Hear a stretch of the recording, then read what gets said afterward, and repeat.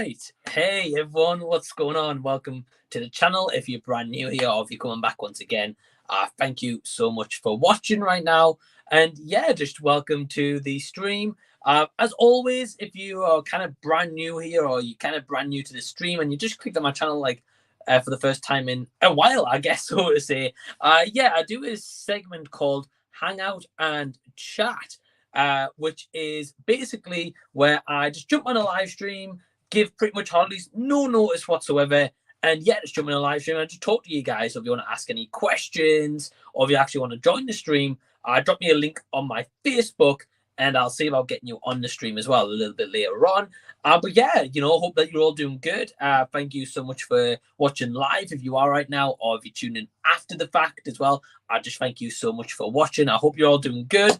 Yeah, we're currently on October 24th, so very close to Halloween. So yeah, have you guys got any great plans for Halloween? What are you guys up to? Are you doing anything exciting? As for myself, me and my partner Emma at the weekend, we're going to be doing kind of like an all-nighter cinema watch where we're going to be watching several movies starting from like 10 p.m. all the way up to about 5 a.m. in the morning. So definitely going to try to stay awake for that. We've got planned Blair Witch Project, the original. We've got Wreck as well. 2 movies I've not seen. And then the third movie is going to be a surprise. So yeah, it's going to be cool. I'm really looking forward to it. That's my plans for Halloween. So again, what's your guys' plans for Halloween?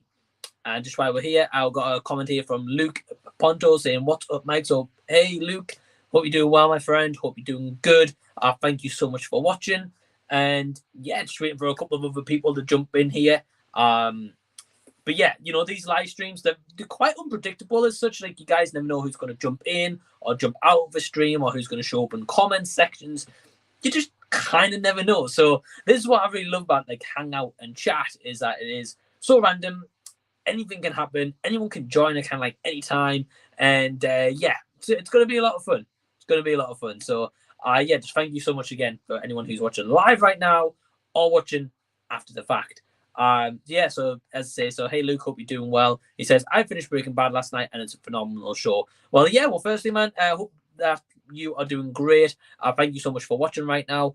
Breaking Bad is never a show that I've actually seen, so I'm not going to sit here and be like, oh yeah, it's amazing or anything like that. Never seen it. Now, however, I've heard great things about it for sure, and I've heard that it's a fantastic show, fantastic acting. Bryan Cranston is like absolutely phenomenal in that series, and I don't doubt that for like a single second. I've always been a fan of his work, even since like Malcolm in the Middle days, and even then I think he was highly underrated because he's definitely one of the best elements of that series. Glad to hear that. It's a phenomenal show. It's definitely on my radar to watch. For me, I'm kind of more of like a movie person than a TV person. Not to say I don't like TV series, because of course absolutely do. But yeah, I just never got around to that one, Luke. But yeah, man, pleasure to have you here on the stream. Leave any more questions or comments. Or Luke, I'm going to ask you, what else are you going to be watching now that Breaking Bad is finished? Are you going to be checking out Better Call Saul, sorry? Or are you going to actually go into something a little bit different, have a little bit break from that kind of universe? Let me know, dude. So yeah, hope you're doing well. Thank you for tuning in. Josh says, hey Mike. So hey Josh, Classic Reviews. Yeah, hope you're doing well, my friend, and hope all is good with you.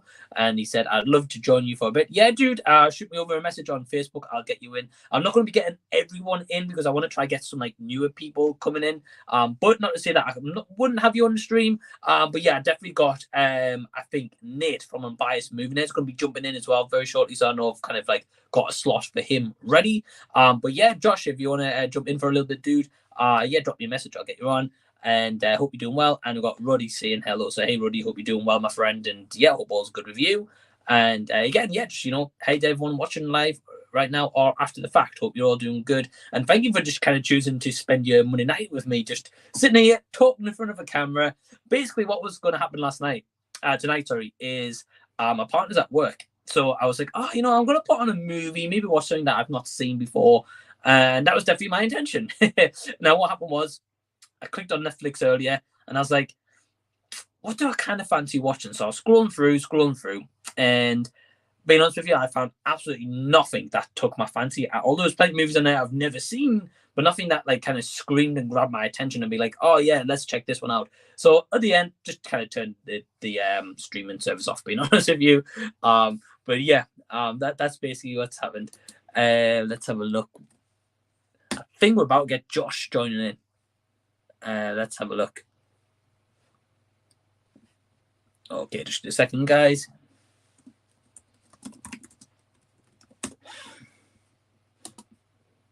Right, cool. Yeah, so sorry about that. I didn't see anything to watch tonight, so I thought I'd jump on a live stream. I always love doing these random impromptu streams anyway, so yeah, let's see who joins us here tonight, so it'll be awesome. But Luke saying, I'm watching other shows like Yellowstone, House of the Dragon, and Banshee at the moment. I'll finish Better Call Saul after I finish Banshee. Well, dude, that sounds awesome. Yeah, I've heard good things about Yellowstone. House of the Dragon, I believe, is like the Game of Thrones prequel, if I'm not mistaken. Again, I've heard good things about that too. It's just never been one where I've like watched the whole series. I've watched like tiny bits every now and then, but that's kind of about it. And Banshee, I've never heard of. So yeah, dude, I hope that you're enjoying those series. Sound good, and obviously if you've got 3 in a row, they must be pretty good. So yeah, dude, glad that you're enjoying the series so far. Josh. Hello. Hey, Hi. dude, how are you? Not bad, yourself? Yeah, man, all good. Can't complain. Cool. Yeah, what's new with you, man? Not a lot. Just been watching things. Writing letterbox stuff. That's pretty much it. Playing a bit of Overwatch. That's about it. Oh, so, nice. Yeah, thought I'd jump on for about 20 minutes or so. Yeah, dude. Hello. Yeah, man, no problem at all. Hey, like, you're welcome to stay as long as you want, really. Yeah, I've been seeing like every day on like your Instagram, you're always like logging a brand new movie on your letterbox. Yeah. Some of them I forget I've watched. They're like years old, like Casper. I forgot I even watched that back in the day. So, okay. I kind of find them on like IMDb and stuff, and I'm like, shit, I forgot I watched that one. So I'm gonna go and rate it. Wow. Yeah, like, you know, I think it's interesting how you rank them on Letterboxd because, like as you said, like, you know, you checked on IMDb and you thought, right, I'll log Casper because it's been, you know, X amount of time since you've seen a movie. Yeah.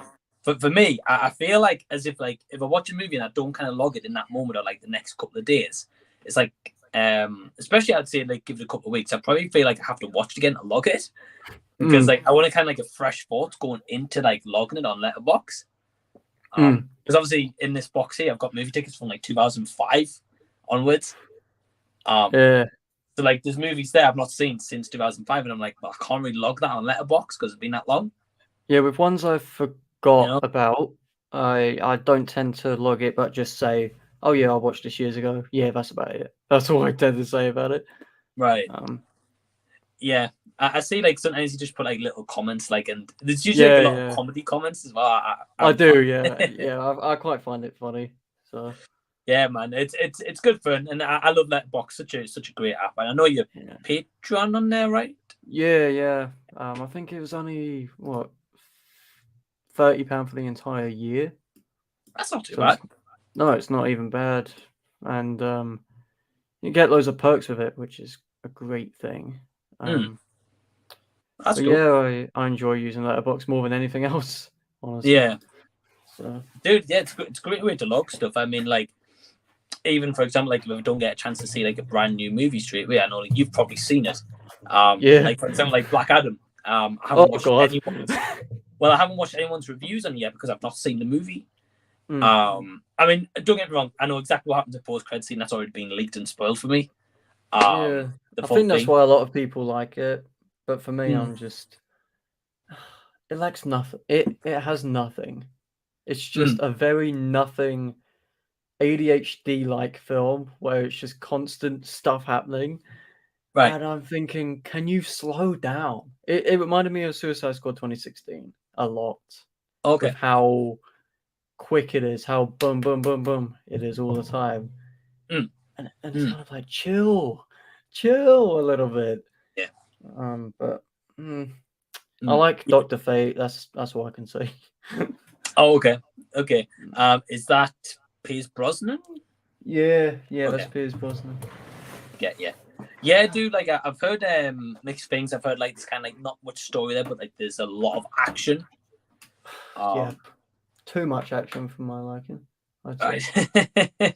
Like, there's literally nothing story-wise or anything. It's literally just stuff blowing up. That's 90% of the film, and if you like that kind of thing, you're gonna love it. Right. But for me, I want a bit of that and a bit of everything else. And you don't get that. You just get shit blowing up. Okay. And I was just like, oh man. Well, man, I'm good with that. I mean, yeah, I hope you enjoy it. Yeah, I think it's just one of those, man. Like, for me, going into that movie when I get a chance, which maybe tomorrow, I'm not sure. For me, like, when I get a chance to watch that movie, I know I'm just going to expect like a dumb superhero movie, not take itself like too seriously, and that's exactly what it is. But I think Black Adam takes itself way too seriously. Like, it doesn't make fun of itself. It doesn't feel campy. It just takes itself way too seriously, and that's a big sin for it. It's the fact that you've thrown into all these campy characters like fucking Hawkman, isn't it? And you would think they would kind of play on it a little. They don't. Yeah. They don't. But okay. Yeah. Hope you enjoy it a lot more than I do, and let me know what you think, because I'd love to know. Yeah, thanks, man. I will do. I think for me, it's like I've always been a fan of DC over Marvel, and I've always said this. Don't get me wrong, I love both. But for me, like, I always like the more serious movies and the more serious characters. I do, yeah. And don't get me wrong, like Aquaman was like it was kind of like unique for what the movie is, and like the settings of that movie is like really cool. And like Shazam, like it's never been a movie I want to revisit because I felt like you got kind of like a cool concept there, and I know it's made for comedy, but it's just too stupid for me personally. So I'm kind of excited to see like the Rock's serious take on the character. I can imagine he's just a Rock in a superhero suit. His character is like a rock. Like, he's like a rock. He just levitates like this for 90% of the film and just makes faces. And by faces, I mean just stares. I didn't expect much less. No. It's quite amusing. But I'm excited to check it out. I'm not sure if I'll do a review on the channel for it, maybe a letterbox one. Yeah. And because I know tomorrow on the channel, I'm going to be joined by Rashad, and we're going to be talking about Terrifier 2 full spoilers.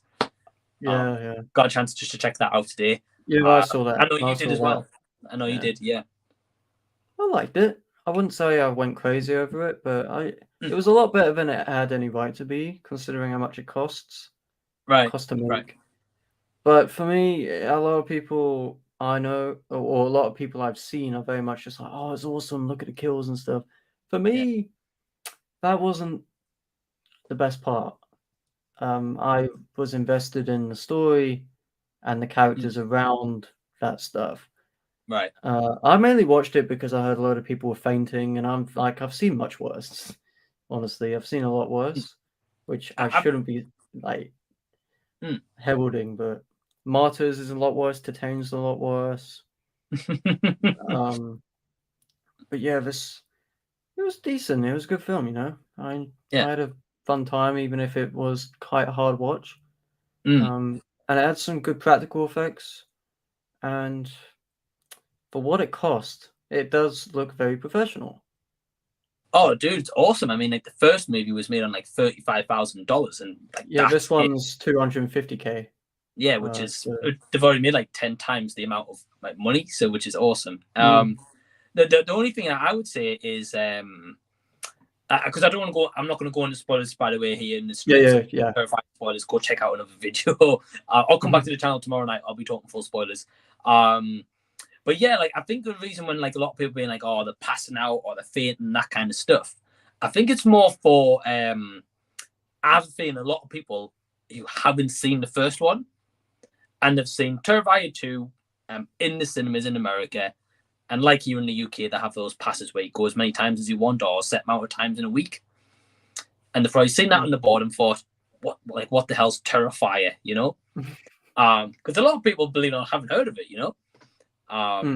And again, I think it depends on like their threshold for body horror.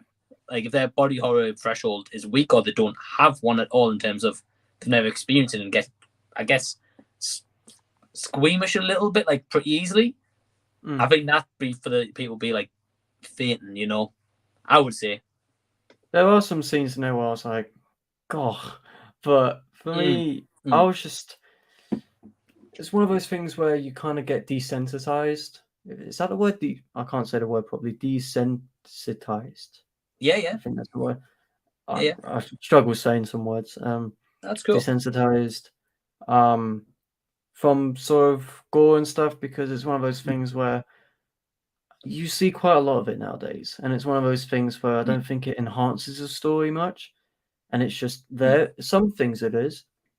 I detain that enhances the entire experience of what Alexia is thinking and how she reacts. But in films like this, it's a lot of people just like, woo!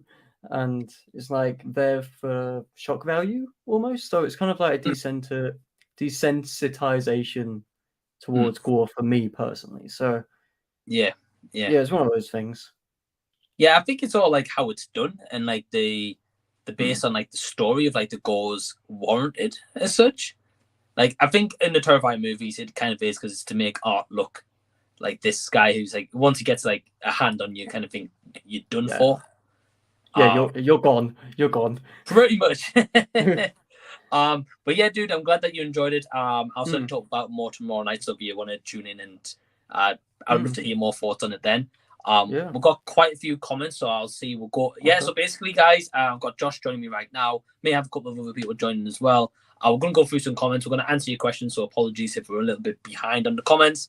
And I think we've got Josh for about 20 minutes or so. So we'll see how many you can get through with Josh. Yeah.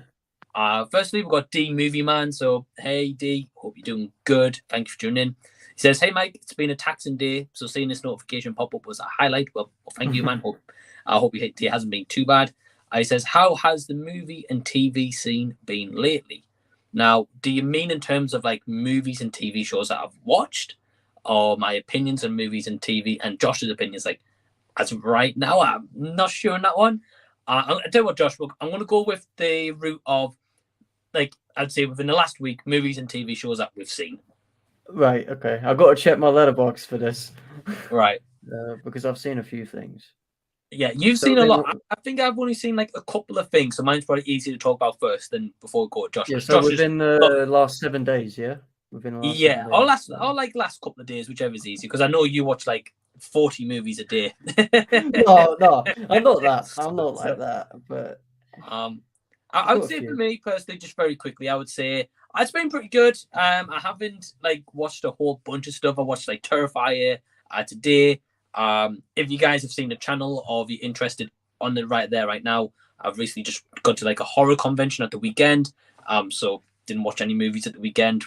Did a vlog of that, so if you want to check that out. And I can't even remember. Oh yeah, so Mrs. Harris Goes to Paris actually. All right. Which was actually really good movie. I expected nothing going into it. I saw the poster and I thought this looks like just a cheesy, like terrible, like slow-paced drama, and actually I was very entertained by the movie. And Amsterdam was an absolute piece of crap, so don't watch. What a boring film, man! I got up to go toilet, and literally everyone was asleep. It was like the scene in Tenet where they all just go in the opera. That was literally what I saw. Boring. Like the thing is as well, like you got such an amazing cast in that movie, and or at least the big names cast, even if they think if you think they're amazing or they're not, you know, and then came up with that story. I was like, how do you come up with that? Is apparently David O. Russell wrote 12 scripts for the film, and it feels like he's added all 12 scripts into it. Like 12 different things, and there's not one single focus. There's not one single thing that makes sense. It's based on an alleged true story, which apparently is real. I don't know. But it's a very confusing film, and it tries to be too clever for its own good, which I did not like much. Nah. I envy the people who fell asleep. I stayed awake for it. Yeah, But yeah, dude, I agree with you. It's like it's a complete mess. It's like the whole story, because basically for anyone who hasn't seen, I'm not going to go into spoilers for you, but it centers on like three characters: Christian Bale, John David Washington, and Margot Robbie. Basically, something happens at the beginning, then you get like a long kind of like flashback sequence, and I think for me, like the flashback and like story behind them was just boring as hell. It was, yeah. So yeah, dude, it kind of drove away from the main situation, didn't it? Right. So. And in terms of TV, I've seen no TV series lately at all. So, I'm much more of a movie guy than a TV guy. For me, I'm like TV series that can wait. Like there's nothing, unless it's the series I love, you know. But yeah, dude, how about you? How's the movie and TV scene been for you? So I'll talk about the last 5 films I've watched. I watched Emily, the film by Emily Bronte. Yeah, it was great. I watched it. I went to see it with my nan, which was really nice. Cool. It is a film you go see with your nan, but yeah, it was great. It was great. Amazing score. It was a very haunting film as well. Right. Yeah, Emma Mackey is great. So I gave that one a 4 out of 5. Black Adam, 1 out of 5. I wouldn't be as mad as I was with Don't Worry Darling, because I expected this one to kind of stink. But yeah, it is what it is. Banshees of Inisherin, the new Martin McDonagh film, went to see that the other day. Adored it. Kind of relatable in a way. Cool. I hope it gets nominated for Best Picture because it's hilarious. Yeah. Then I rewatched Pearl last night with some friends. I saw. Not a fan still. I'm not. I was thinking, and I was like, can this score just stop? And then I watched Terrifier 2 today, which I liked. So yeah. And then in terms of TV, I binge watched Unbelievable on Netflix. Okay. Great detective show. Caitlin Dever is amazing in it.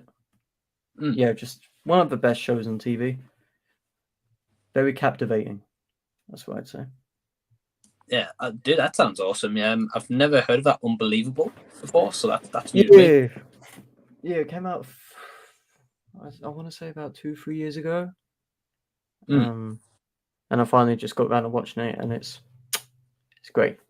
Nice. Yeah. Well, dude, here's a question for you. So, out of Don't Worry, Darling, Blonde, and Black Adam, which one would you rather rewatch? Oh, God. Right. Black Adam was like ADHD for me. I was like, what the fuck? Don't Worry, Darling made me feel stupid by the end, and Blonde is just wrong. So I don't know. I'd probably say Blonde because it's the best looking one. No, because it's the best looking one out of a lot.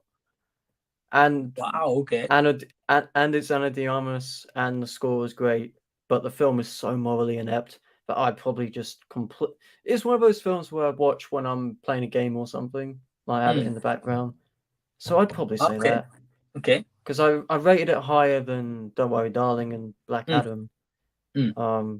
Because of those attributes I've mentioned. Yeah. So yeah, I'll probably rewatch that. I don't want to rewatch it, but probably would. Nah, I've been on Superman and like I've got a lot to say in that movie. I know we've spoken like in messaging and backstage. Yeah. But yeah, I think I'll see more on it, but I'll wait till the end of the year because it's definitely going to be a bit of a spoiler for everyone. It's going to be on my worst of the year list, so I'll go in. I might do one of those. I might do one of those as well. One of the best as well. Yeah, I did them last year, so I'm doing them again this year. I recommend it, dude. Like especially the amount of movies you've seen. I've seen over 110 films this year so far, and I'm exhausted. I've still got more to watch. I don't know how you do it, dude. I really don't. Too much time on my hands. That's what it is. Hey, that's fair, man. We've got Nate from Unbiased Movieman saying, "Hey, my friend." So, hey, Nate. Hope you're doing well. Hey, Nate. We've also got Adam from What the Gym. So, hey, Adam. Hope you're doing well. Adam. He says, "Hey, Mike and Josh. Which YouTubers inspired you to create your own channels?" let you go first, dude, because I think I've answered this before. I'll answer it again, but I'll let you go first. Probably my favorite is Carsten Vanquist. He's the one who I kind of adopted his style, but I put my own twist on it, kind of thing. I also, well, I used to. Now I'm starting to put my face in the videos, which I don't like to do, but I do it because it's easier. But others, Movie Bug, James, he's inspired me to start. Who else? Chris Stuckman. Yeah. But when it comes to Carsten Runquist, he was the one who he's the one who spread my horizons of films a lot more. Oh, okay. In terms of like Petite Maman, in terms of like Titane and stuff like that. And also Let Me Explain, who I speak to monthly. They've all inspired me. So great. Oh, dude, that's awesome. Yeah, pretty like cool list. Being honest with you, I've only heard of Chris Stuckman out of the list of them. But I think it's probably because just for myself personally, it's like I don't watch a lot of big YouTubers personally. I'm not even subscribed to Stuckman. I like, you get like the videos and the recommendation. I'm not anymore because all he keeps doing is promoting his new film all the time. Yeah. And it's like, can you get onto the review, please? Yeah, I mean, I think he stopped doing that now, but at the time, like, I agree, it was like every video, like the first 3 minutes would be like, got this movie, and then like 2 minutes of the review, and I was like, meh. Yeah, I don't know. I think it's cool that you've got those inspirations though, and I know like you've obviously got your own channel now, you've got your own podcast you do with Pete fortnightly. So yeah, dude, like you're getting there pretty good, like you've been doing, like I enjoy your videos. The only one I haven't seen so far is Black Adam because I haven't seen the movie. So I want like no context going into it. I did 2 videos that day. I did the Black Adam and I also did my favorite albums of all time, which took a long time to do because it's more of like an editorial kind of thing. It's only about 2 minutes, but it's I had a lot of fun making that video and I want to do another part at some point. So yeah. Oh, awesome, man. Well, I'll check it out. I generally did not see that one. I just saw Black Adam the other day, and I was like, right, skip that one for now. And skip that one for now and go back to it. Literally, dude. Yeah. In terms of myself, the only one that kind of inspired me in a way is Chris Stuckman. But like yourself, Josh, I remember the story, and I'll share it very quickly, which is just going to make a short version of it. 2017. I watched YouTube now and then, but nothing like where I had the app or anything that I'd go on the website every now and then and be like, latest trailer to come out, like a Marvel one, whatever. And I started my job and there was a guy there called Curtis, and he was like, obviously we talk about movies, going to the cinema and stuff, and he's like, do you watch Chris Stuckman on YouTube? I was like, well, who's that? So yeah, I watched a couple of reviews, enjoyed his reviews, and then it was like a couple movie reviews he did, probably like yourself, Josh, when you watch these channels and you're like, I don't agree with that opinion, or I feel like that's better than they say, or it's worse than they say. And then kind of like just since that moment, like I disagreed on a couple of things he did, and I was like, yeah, I just want to kind of get my own thoughts out there. If anyone wants to watch, cool. If they don't, that they don't. So that's kind of what inspired me, really. But again, long story short, Ruddy's saying, I'm actually working on a script for my next video. May take a while. All right, dude, cool. Well, take your time. If you feel like it's ready, then, put it out, Rody, I don't mind editing your videos again for you, bro. I've got enough time now. Right. I used to edit your stuff. Hit Josh up. Yeah, dude. Because I know you said a while ago, like, you're up for editing people's videos. Yeah. I have one kind of in the pipeline I may need some help with. So if I do, no worries, you'll be the first person I'll reach out to. Like, yeah, great. Yeah. I'll keep you in mind, dude. Awesome. Yeah, we'll do. Nate says, got to review Black Adam soon. Yeah, so your thumbnail in the group chat. So, yeah, looks good, man. Can't wait for your review again. I'll check it out once I've seen the movie. Me too. I'll watch it. I've got Soph saying, hey, Mike. I've just before Josh was on. So, hey, Soph, hope you're doing well. And then we've got Pete saying, evening, Mike and Josh, hope you're well. So, hey, Pete. Hope you're doing well. Soph says, hey, Josh, how's the Little Women? Oh, God damn it. Stop with this. Is this the movie? Or is this something else? Because I said I like Little Women as a film, she decontextualized it. Right, get you. And it's like, stop. Well, hey, if anyone likes Little Women, that's not the movie. Nothing wrong with that. Pete saying, hey, everyone in the chat. That's cool. It's a hey, Pete, hope you're doing well.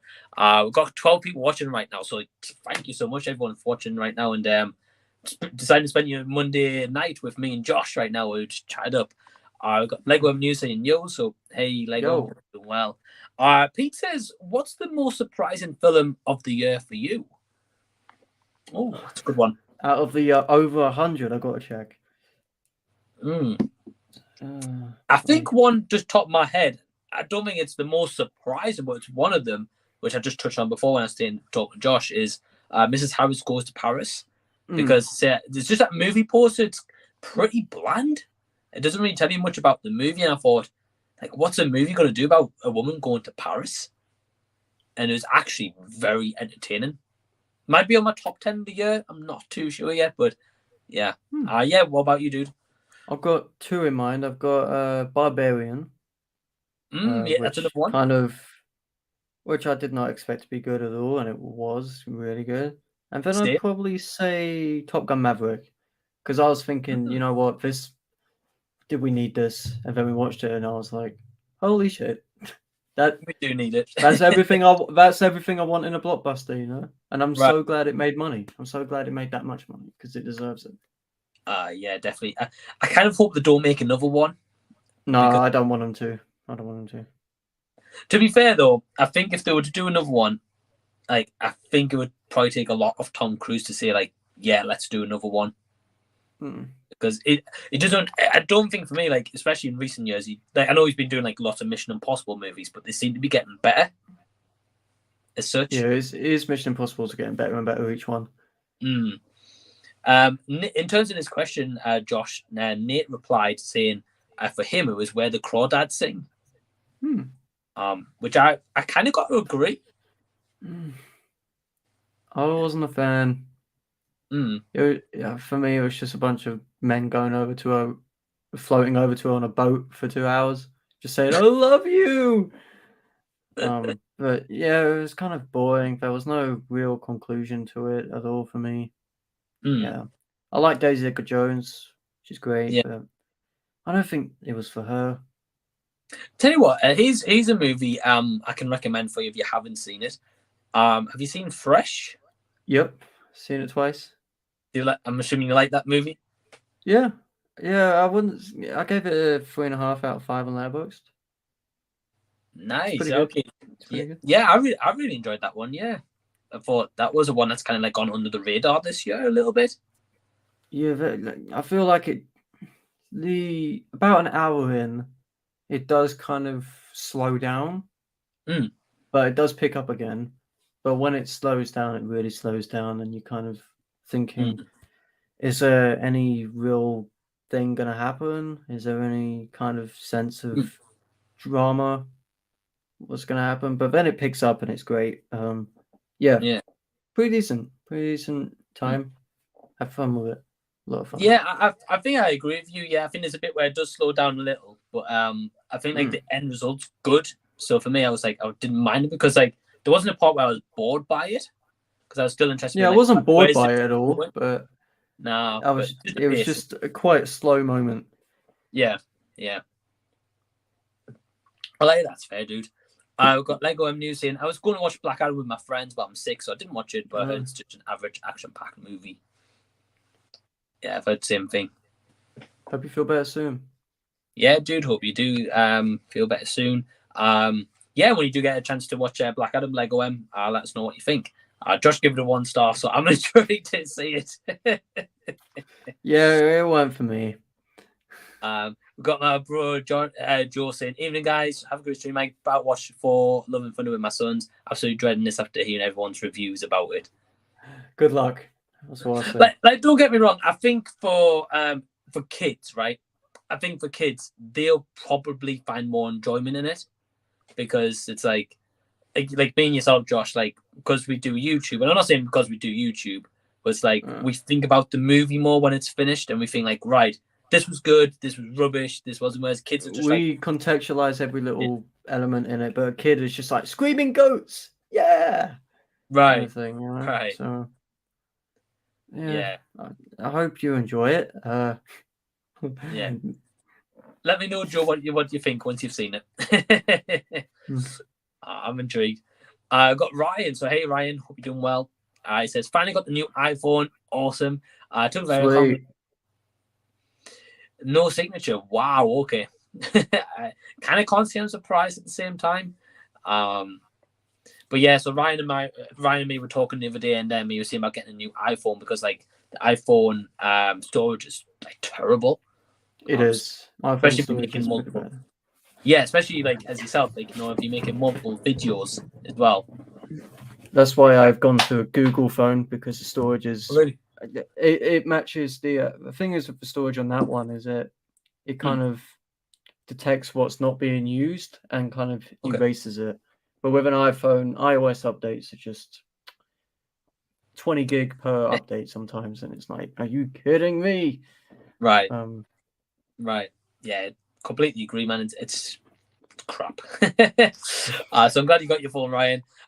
Rolly's got a comment here, which I'm actually quite interested in. In your opinion, Josh, says Ant-Man 3 looks great. Yeah, I'd say so. I like the fact that Marvel it looks like they're going with a darker route, which I've wanted for Ant-Man for a while, because I do feel like Ant-Man is just the butt of the joke all the time. Because he's just a silly character, but if you think of it, he saved the universe. He single-handedly saved the universe, and he's still making the butt of the joke every time he shows up on screen. But Ant-Man 3, Jonathan Majors, one of my favorite actors going today. It looks visual. Some of the shots look visually weird. Look a bit like Thor with the whole green screen thing, but a lot of it does look good. And I'm excited to watch it because they're going quantum, and they looks like they're going to be expanding their horizons a little. And it's the start of phase 5, which is a new phase where they're not restricted by COVID and not restricted by all these different things. So I'm excited to see what they do with it. So yeah. Yeah, man, I think I've got to agree with you. Yeah, like I noticed when I was watching the trailer earlier, as you said, like I noticed some of those like green screen shots, and it kind of took me out of like that. It looks quite funny. I think it's one of those where like because it's you got to think it's not like it's like a very anticipated movie in terms of like say Spider-Man No Way Home, where people are waiting for that movie. So even in the trailers, the CG looks awesome. It's kind of like the She-Hulk in a way. Like not saying anything about that show because I've not seen it, and I know your feelings on it. But like that first trailer release, and everyone was like the CG was awful. But then I heard when the first episode actually came out, the CG was better than what was in the trailer. So I think maybe same thing. I think the same thing for Ant-Man though. Like obviously the CG has got plenty of time to improve from now to like February, or at least January when they release the movie for early showings or whatever. But like kind of like you, I thought the trailer was pretty good. I like the darker tones of it as well than him just being a goofball for like 2 hours. So yeah, I'm intrigued in it. I like that they're bringing in Jonathan Majors and Kang, and I think this is going to be the start of setting up for like Kang's dynasty eventually. So obviously I know it's kind of starting in Loki a little bit, but definitely could be more expanded here. So yeah, I'm interested in that for sure. Lego News says, I don't know why, but maybe when I do watch Black Adam, I do hope it's better than Thor Love and Thunder was just really cheap. Sure. Yeah. Would you say it's better than Thor Love and Thunder, Josh? Black Adam? About the same. I'd say about the same. Really? Yeah. But they're par. They are par and par. Okay. They're both bad. I just don't like both of them at all. Oh, would I watch Black Adam again? Probably. Would I watch Thor again? No. Yeah. Because I've done my time with that. Yeah. Fair. Yeah. Christian Bale's not having a good year. Nah, I think he's been in projects that he's just been wasted in. His agent must bloody hate him. I say I don't think it's so much like he's had a bad year. It's just unfortunately that he's been good in the movies he's been in, but the movies are shit. Yeah, for sure. He was like the best part of Amsterdam. He was one of the best parts of Amsterdam. One of the only good parts of Amsterdam. Yeah. I completely agree. But maybe his agent doesn't like him at the moment. Brody says we watched Bull Train in 4K Saturday, perfect in 4K, and I love the film so much. Nice. Yeah, well, I can imagine it looks good in 4K, especially with it being a recent movie, probably shown in IMAX in certain cinemas and stuff. Yeah, not a movie that I intend to buy in 4K personally. I don't know. I thought it was okay. Yeah, I thought it was alright as well. I gave it a 3 out of 5 on Letterboxd. I thought it was okay. I think I was about the same, actually. I can't remember. Lego M News says, glad it wasn't Bullet Train. Oh, bullshit, man. I still need to watch it. Don't worry, guys. It's coming in a couple of weeks' time. I'm going to get Josh, possibly Ryan and Pete back for like when we did See Talks a couple of weeks back. And we're going to be talking about a silent movie. So you got. I've seen one already, and that was. Was it Hornet? Yeah, that really low res looking BS. Yeah. It was probably better. We've got Noran saying, "What's up, Pete? How's it going?" So, hey, Noran. He says, "I'm just chilling, watching Children of the Corn." Cool, dude. Well, hope you enjoy. Have you seen that movie, Josh? No, it's not my kind of thing. It's very, very horror. Apparently, quite gory horror. I'm like, no, it ain't me. Yeah, I've never seen it either.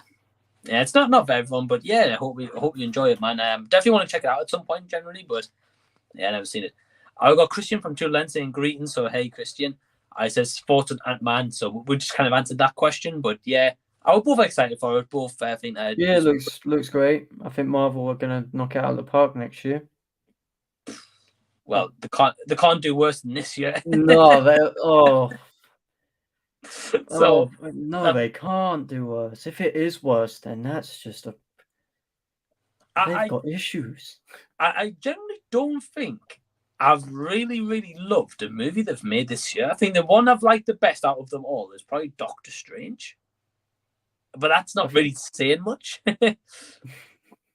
Yeah. I think for me it was Werewolf by Night, because that was the most original one out of them all. Okay. I haven't seen that one. Apart from that, all the others, not a fan at all. Nah. Black Widow grows on me, though. Oh, okay. Was that last year or this year? I don't remember. That was middle last year. It's phase 4 anyway, so right. Yeah, it grows on me each time I watch it. I'm not the biggest fan of it, but it grows on me slightly. Like a half point every time. Wow. Well, dude, eventually it's gonna get 5 stars. No, it's not. It's not. Trust me. We've got Nate saying, I didn't see Amsterdam and I don't plan to, so I saw Lyle Crocodile instead. That's the better choice, believe it or not. That's the better choice. I saw it on the same day as Amsterdam, and I had a blast with Lyle. Even though some 4-year-old rugby tackled my seat halfway through.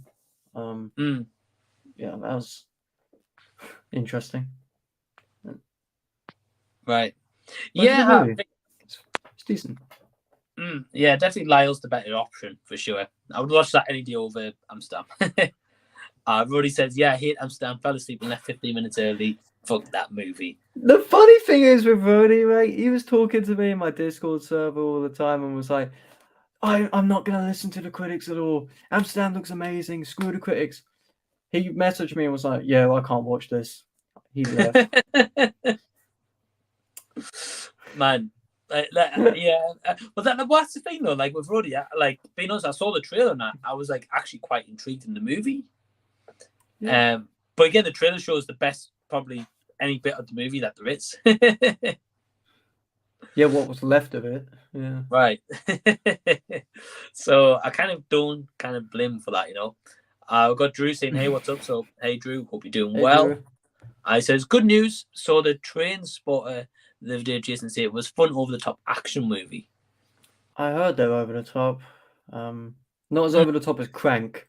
Crank is the funniest thing you ever watch. People fly all over the place out of nowhere. It's funny. Oh wow, okay. Never seen it, but I've heard. Literally, like that. I think in the second one, a dude gets electrocuted and goes absolutely flying. Really? It's absolute hilarious. That's the only scene I've seen from the Crank films, and I'm like, I need to watch them immediately because they're so funny. Yeah, that sounds just dumb. Yeah. But yeah, I'm intrigued. Personally, I'm not a huge fan of Jason Statham. Never have been really, but I'm glad that you enjoyed it, man. It sounds like you had a fun time with that one. So, yeah, Drew, let me know if you're going to watch the other ones because I think there's 3 of those movies. There's 3, and then there was a softcore reboot which kind of stank. Yeah. Right. I mean, I don't know how you can remake because I don't even think the first one's meant to be like an amazing movie or anything either. No. So I don't know, but I'm glad that you enjoyed it, Drew. Rudy says, I saw Don't Worry Darling and it was just good. 3.5 out of 5 if you ask me. We need to talk. I'm joking. I'm glad you liked it, Rudy. I didn't, as you know. Yeah, I'm a bit torn on that one. Like, there was elements I liked of the movie, and I think I gave it like maybe 3 stars, 2.5 maybe. I think I maybe lowered down to 2.5. There was elements I liked, but yeah, again, it's one of those movies. Probably like yourself, Josh. You know, it's like you don't plan to rewatch it again, kind of thing. Not for like a good long time, anyway. There's so many dumb things in that film which make no sense. Fun fact: the original script was written by Dick Van Dyke's granddaughter, and it won Best Unmade Screenplay or Unadapted Screenplay of the year, or Blacklisted Screenplay. Then Olivia Wilde picked it up and said, "Let's rewrite the entire thing." Oh wow! Okay. And there was an ending which is so much better than the ending they went with, and I'm thinking, the original screenplay won an award, right? And you're not adapting it; you're rewriting it. Why? Why are you rewriting it? But it is what it is. Yeah, Harry Styles is a goofball. Makes me laugh. Yeah, not much else to say because I've said enough about it. I think for me, it's like I agree with you 100%, and I think it's also the fact that it's like Olivia Wilde. Like for me, it's like the side characters, right? Apart from Florence Pugh, Harry Styles, and Chris Pine in that movie, so they get like the most screen time in that movie. And then the other side characters don't really get development, apart from like Olivia Wilde tends to like just throw herself in scenes in that movie. I felt, and I was like, didn't really need her in that scene, but she's there. Yeah. I'm gonna rewatch it because it's on digital now. But okay. Yeah, I've got no urge. I don't want to, but you know. I'll give you an asylum movie to watch instead. I don't know what's worse, if I'm honest. Don't Worry Darling, probably. Yeah. And that's saying a lot, you know. We've got Justin from JJ Loma sent him and saying, "Yo guys," so hey Justin, hope you're doing well. Nate says, "Does anyone know when Shelby Oaks comes out at Stuckman's film?" No idea. I think next year, if I'm not mistaken. I think it's in like post-production right now, but that could be wrong. I can check. Yeah, sure. We've got Jason or Millennial just saying, "Hey Mike and Josh." So hey Jason, hope you're doing well. He says, "How's your neck feeling after all that strangling, Mike?" It's feeling fine. So just to give everyone a little bit of context to this, because you might be thinking, I know the context. Right. Because apart from Josh and Jason, everyone might be thinking, what the hell is he going on about? So yeah, so I mentioned before that I went to a horror con at this weekend. I met David Howard Thornton, who plays Art the Clown and Terrifier. And booked in for like a professional photo where he's dressed in costume. And when it came to like doing a pose, I was like, I don't want to do a pose where I'm just like got my thumbs up, like giving a big thumbs up kind of thing. I was like, I want something a little bit different. So basically went in the photo booth and I was just like, yeah, Art, can you just like strangle me for the photo pose? So that's basically where that context is. So yeah, Jason, I'm fine. No, thank you for asking. He's such an awesome guy, by the way. Like the thing is, Josh, is like when I met him, right? It's like he's like the nicest guy ever. I'm not kidding, right? He's such like a great guy. So when I rewatched Terrifier last night, and I watched the second one today for the first time, and I couldn't take him as serious because I'm like, he's such a nice, genuine guy. I was like, I know he's playing a character, but I couldn't like unsay the nice guy as such. Yeah, that tends to happen sometimes. But yeah, awesome dude. So yeah, I'm doing good. Noran says, I watched Men again last night. Still my standout surprise for the year. In my opinion, most gorgeous film cinematography off the charts. Definitely got some visual shots for sure. Yeah, I like the tunnel scene when she was looking at the tunnel. Like that was a cool cinematography scene. Yeah, that's a great rule of thirds on that scene. Yeah, it's great. Great looking. Yeah, Score's like great as well. Score is marvelous. Yeah, it's really haunting at score. Yeah, I agree. So yeah, dude, I think we kind of agree with you on this one. Rudy says one YouTube. So yeah, by the way, I'm glad that you enjoyed Men. I definitely want to rewatch that movie at some point. I've only seen it once. Same here. Yeah, you get the plan to get it on Blu-ray or anything, or no?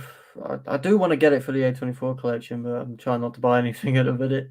But yeah, Men. I loved it first time. I even gave it like a 4.5 out of 5, which thinking about it is a bit too high. On like second thought. But I will rewatch it. It's not one I'm urgently wanting to rewatch for now. Right. But right. Yeah. Yeah, I mean, opinions change, don't they? Yeah, it's true. Are you still cool to stick around, man, or do you have to head off? Or no, I can stick around. I'm waiting for something to download on the Xbox, and it's taking a little bit of time. Oh, okay. But I could stick around for a little bit longer if that's all right with you, of course. Yeah. I'd say you're more than happy to stay as long as you want, dude. Yeah, no problem. Well, we'll go through a couple more comments again. If anyone wants to join us, me and Josh, just drop us a message on Facebook. I'll send you a link and just get you in the stream. I think Nick actually meant to join us, but I'm not sure what's going on with him. But we'll go back to the comments. Roddy says, one YouTube that inspired me is fairly unknown. He's called Confused Reviews. Have you heard of him, Josh? No. Nah. No. Never. So I'm glad that he's inside you, dude. I might have to check him out. Yeah, never heard of him, to be honest. And he also says, Josh, the video will be a very long one, so I'll spare you the pain. Dude, I'm used to editing long videos. It's what I want to do, isn't it? But the thing is I want to edit other people's videos, so I got a bit of experience as well. Plus, they tell me how they want the video edited, and I'll just do it. Because I think not to toot my own horn or anything, but my editing's getting better. My editing's getting a lot better. So, dude, I don't care. I'll do it. Well, man, while I've got the time, because I'm looking for work now. But while I've got the time, just sling the footage over, and I'll see what I can do with it. Yeah, I mean, I'm gonna be honest, dude. I think like your editing's awesome. Like it's Thanks, even if you do like a minute and a half video, or sometimes you might do like a 4 or 5 minute video, whatever. It's like sometimes how you edit the black and whites and like how yeah. I'm in them just like that's awesome. I've wait till Friday. So this Friday, I'm dropping my Amityville Karen review. Oh Jesus Christ! Yeah, so that's my kind of my Halloween special for you guys. And that one I've tried to do like more kind of fancy editing. So Josh can be critic. I would love to know, man, honest thoughts if it's good or you think there's improvements. Let me know. Yeah, I'll let you know. Yeah, and if you want help with anything, let me know as well. Well, yeah. I mean, the thing is like I work on Premiere Pro, like we both do, but I use it on my mobile. So like, say like the music sounds you get are very limited on the mobile compared to the PC. Yeah. Because with my PC, I just download the song off YouTube through MP3 and put it on. Put it on it. It's simple. It may look hard, but it's pretty simple to do once you know what you're doing. Because I dabbled with it in college a little bit, but they didn't really show me a lot, and then I was self-taught the rest of it. And I'm starting to do better transitions. I bought transition packs, so the slides, I bought those transitions. It saves a lot of time. Right. But yeah, editing's getting better, and I'm enjoying it. Man, the editing's awesome. Like I know in our kind of like, so we have like a private chat on Facebook for like fellow YouTubers and friends, and I know Q from Q Reviews. He likes my editing a lot. He loves your editing, and dude, he's CG artist, I would like to say, or he's like some kind of visual effects artist as well. Is he? Yeah. So like, I was thinking for him to say your editing's awesome, I was like, that's a huge compliment. Sheesh. Yeah. He's like an artist. That's his full-time job, So I was like, that's awesome. So yeah, man. Let me know your thoughts on Friday when you watch the video. Yeah, we'll do. We've got Jason saying, I just watched Pinocchio yesterday and really liked it. It's the most surprising good movie for me this year. Thor: Love and Thunder was the biggest disappointment. Okay, now are we talking about Pinocchio in terms of the new one, Disney one, or like the brand new one? I assume the new one, which is the Tom Hanks one. Oh, the man. Oh, right. Okay. Haven't seen it, so I can't comment. I have, sadly. I've seen it. Well, I couldn't sit through the entire thing. It was a ball ache. Robert Zemeckis. What are you doing? Okay, yeah. Can't say anything else. Yeah, because I don't care. I've watched like quite a few reviews, and people have said like they haven't really liked the movie, or like the editing, or the green screen and stuff. So the green screen's horrendous. So I've heard the comments. It's bad. So yeah, dude, I've heard the comments. Again, I haven't seen it, so I can't comment. But I think we both agree about Thor: Love and Thunder. Definitely a big disappointment. I think a lot of people were excited for that movie based on Ragnarok. And I didn't feel the hype for that one though. But I went in thinking, you know what, it's Taika Waititi. I like Taika. Christian Bale's in it, so it must be good. Well, I walked out and I was like, what the fuck? Dude, it's one of those. And yeah, we've got a brand new guest joining us on the stream. We've got Nate from Unbiased Movie Nerds. Hey. What's up, guys? Hey, how are you? I'm currently recovering from a cold. Oh.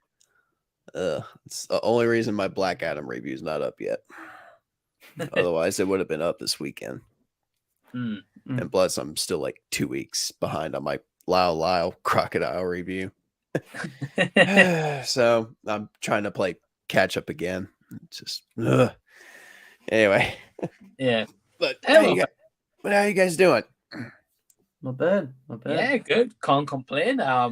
We've got like quite a few people watching and commenting and stuff, so that's been awesome. Yeah, I didn't mean to dilly dally for a while. This is my first time coming on just the chill streams, so I didn't know if there was like, a structure to it. You'd have one guest on and then you'd invite someone else later. I didn't know I could just come on during the whole thing, so I'm sorry. Nah, dude, it's cool. Like, yes, like these hangout and chats one, I tend to just make it just like on the fly, so it's like not like Z Talks where it's planned guests. Okay. Just like whenever you guys want to jump on. So yeah, Nate. So thanks for joining. We've got quite a few comments, so we'll just go through some comments and just answer them. All right. There it goes. So we've got Justin saying Ant-Man 3 looks like it's 90% of it was shot on a green screen or a studio. So did you see this, Nate?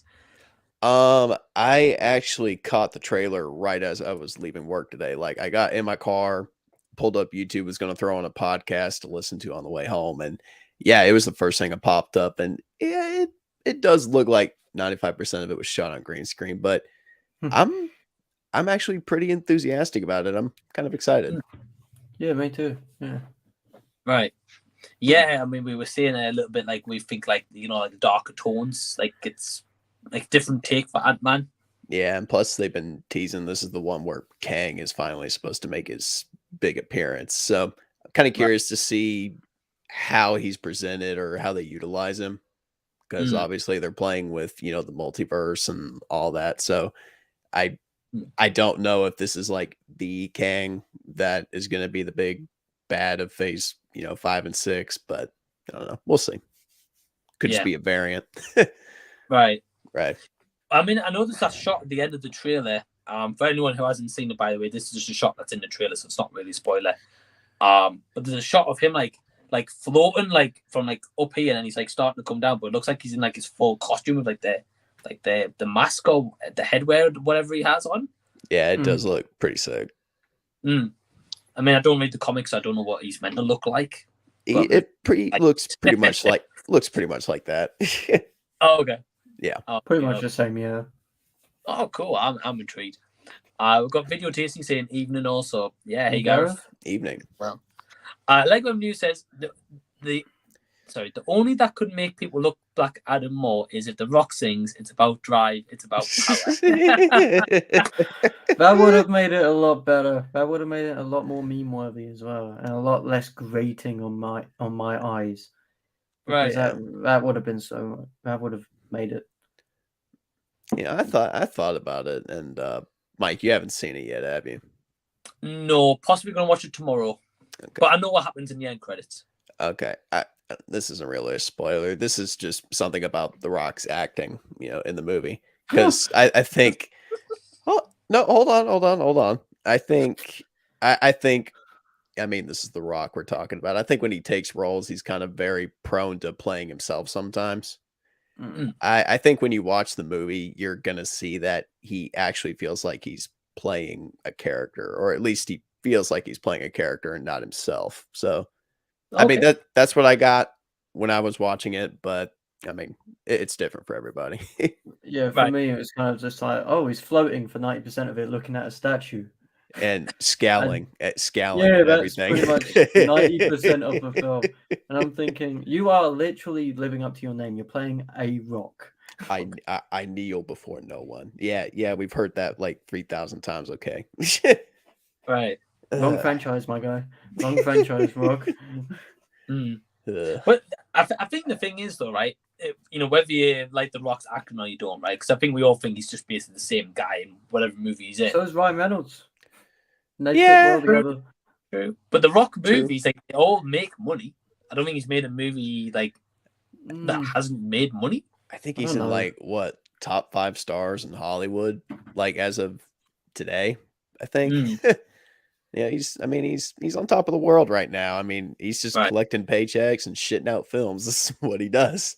And now he's doing TikTok shorts with Mr. Beast. So wait, what?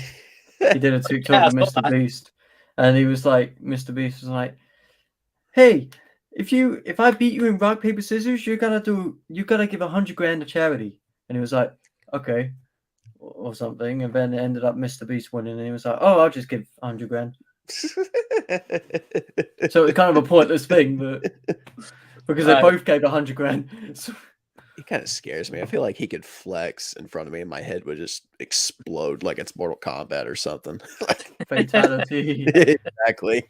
Just throws a briefcase of $10,000 at you. Fatality. He snaps his fingers and a giant boulder falls on me or something. And yeah, I saw that rock paper. Yeah, because basically the way they decided was rock paper scissors. Mm-hmm. That's how. It was quite a funny video, though. Obviously, him being The Rock. Yeah, that was the irony of it all. So Nate, before you joined the stream, you did comment here. So this is what I actually wanted to answer to you. So you said that when I said to go back. Never. So this is the funny thing, right? Is after we were talking recently in one of our streams, me, Josh, and Pete, a couple weeks ago, we did on Z Talk. We did like a big segment on Asylum. Because I'm not sure if it's actually out. I'm going to have a look after this. But basically, when DC's just launched Black Adam, they were launching a movie to counteract Black Adam called Blacksmith. Say that again? Blacksmith. They brought out a movie called Blacksmith. It's Black Adam. You see, this is... Me and Mike have very opposing views on Asylum. He really loves some of their movies just because they are just soulless ripoffs, and that's exactly why I hate them, because they are soulless and they just don't fucking care. No, they don't at all. Yeah. I'm just like, dude, like stop. I mean, I don't know. They're the dumbest things. It's very dumb. I think the only one I've actually enjoyed is like the Zombies or whatever it was. The Zombies. They couldn't even get the licensing to the word zombie. I know. Zombies. Right. We can't make actual zombies. Let's just do it to zoo animals and see what happens. But we don't even have the budget to show the creature on the poster. we put all the budget into the poster, not the movie. They do that, you know. The posters they spend a lot of time in bloody Photoshop. I'll tell you that. Right. I don't know, man. I don't even think they have like an office. I just picture a bunch of dudes in a basement somewhere watching trailers for movies that are coming out. They're like, well, there's our next movie. Bullet train under, bullet train. Oh, bullet train down. Yes, we got it. We got it. We got it. Woo! Get the party poppers. We got it. One of my favorites this year was a Top Gunner, though. Maverick was our Top Gunner. Still to this day, it's probably one of the reviews I've seen you do where I've laughed really hard. Like you're just talking about it. Bumblebee's coming out. Let's make Hornet. And let's make it found footage for some fucking reason. Nate, just wait till Friday. So again, I was just saying before, on Friday, I've done like a Halloween special review for the channel because I haven't let's go done it right. So I thought I'm gonna pick one movie this year, and I'm gonna think, right, what movie can I review for Halloween? So this Friday, I'm reviewing a movie called Amityville Karen. Can't wait! I can't fucking wait. That's dude. It sounds stupid, but it sounds too stupid to the point where it can't even be an asylum film. What? It's not an asylum movie. Okay. So before I get to that, though, I'm going to answer your comment you made just about the different stance with me and you about asylum movies. Mm-hmm. So for me, where I stand with asylum, right, is I know those movies are terrible. Mm-hmm. It's like when you go into an asylum movie, if you know that movie studio, for example, you know you're not going to get a 5-star movie when you watch one of those. Whereas, like for me and you, this year, Nate, for example, you went to see Family Camp, right? Oh God! Don't fucking remind me, please. Right, like Ryan, RWR movie reviews. He saw that and he hated it as well, right? Mm-hmm. But you guys went into that movie thinking, I wonder what this is about, and you hate. Like that's on probably top 10 the worst, right? Yeah, dude, it'll probably be number 1 at least. Yeah. Right. So exactly. So for my stance, it's like I know that's gonna for me, that's a terrible experience when you go to cinema and you waste your time going to the movies. When the silent one, I'm like, I know I'm purposely wasting my time, but I know it's a bad, it's just so bad. I'm going to laugh at this kind of movie. Yeah, that's what I appreciate about the asylum. I know it's that bad. I'm going to have some chuckles, and Bullet Train Down, when the train's going by, the axle where it obviously lines into the electric lines. It's not even fucking attached to the electric lines. It makes me curious to kind of go back and kind of look at all the movies I've seen this year just to see how many ripoffs they've made for all the movies I've seen this year. Because I've seen a lot. I've seen about 56 movies this year so far. So it may double that. It's mad. You must. Well, I also got a job and a girl and a bunch of I don't have any of those. I didn't mean it as an insult. I'm sorry. No, I didn't even take it as an insult. I just said I haven't got any of those. Okay. Yeah, too much time on my hands I've got. I wish I had more time on my hands. But yeah, I've seen about 56. It just makes me wonder how many of those movies have they made ripoffs for? Probably 55 of them. Did you really think they made a bootleg Family Camp? Probably. Probably called Family. I don't think they would have wasted time on that one. Family Retreat. There you go. Yeah.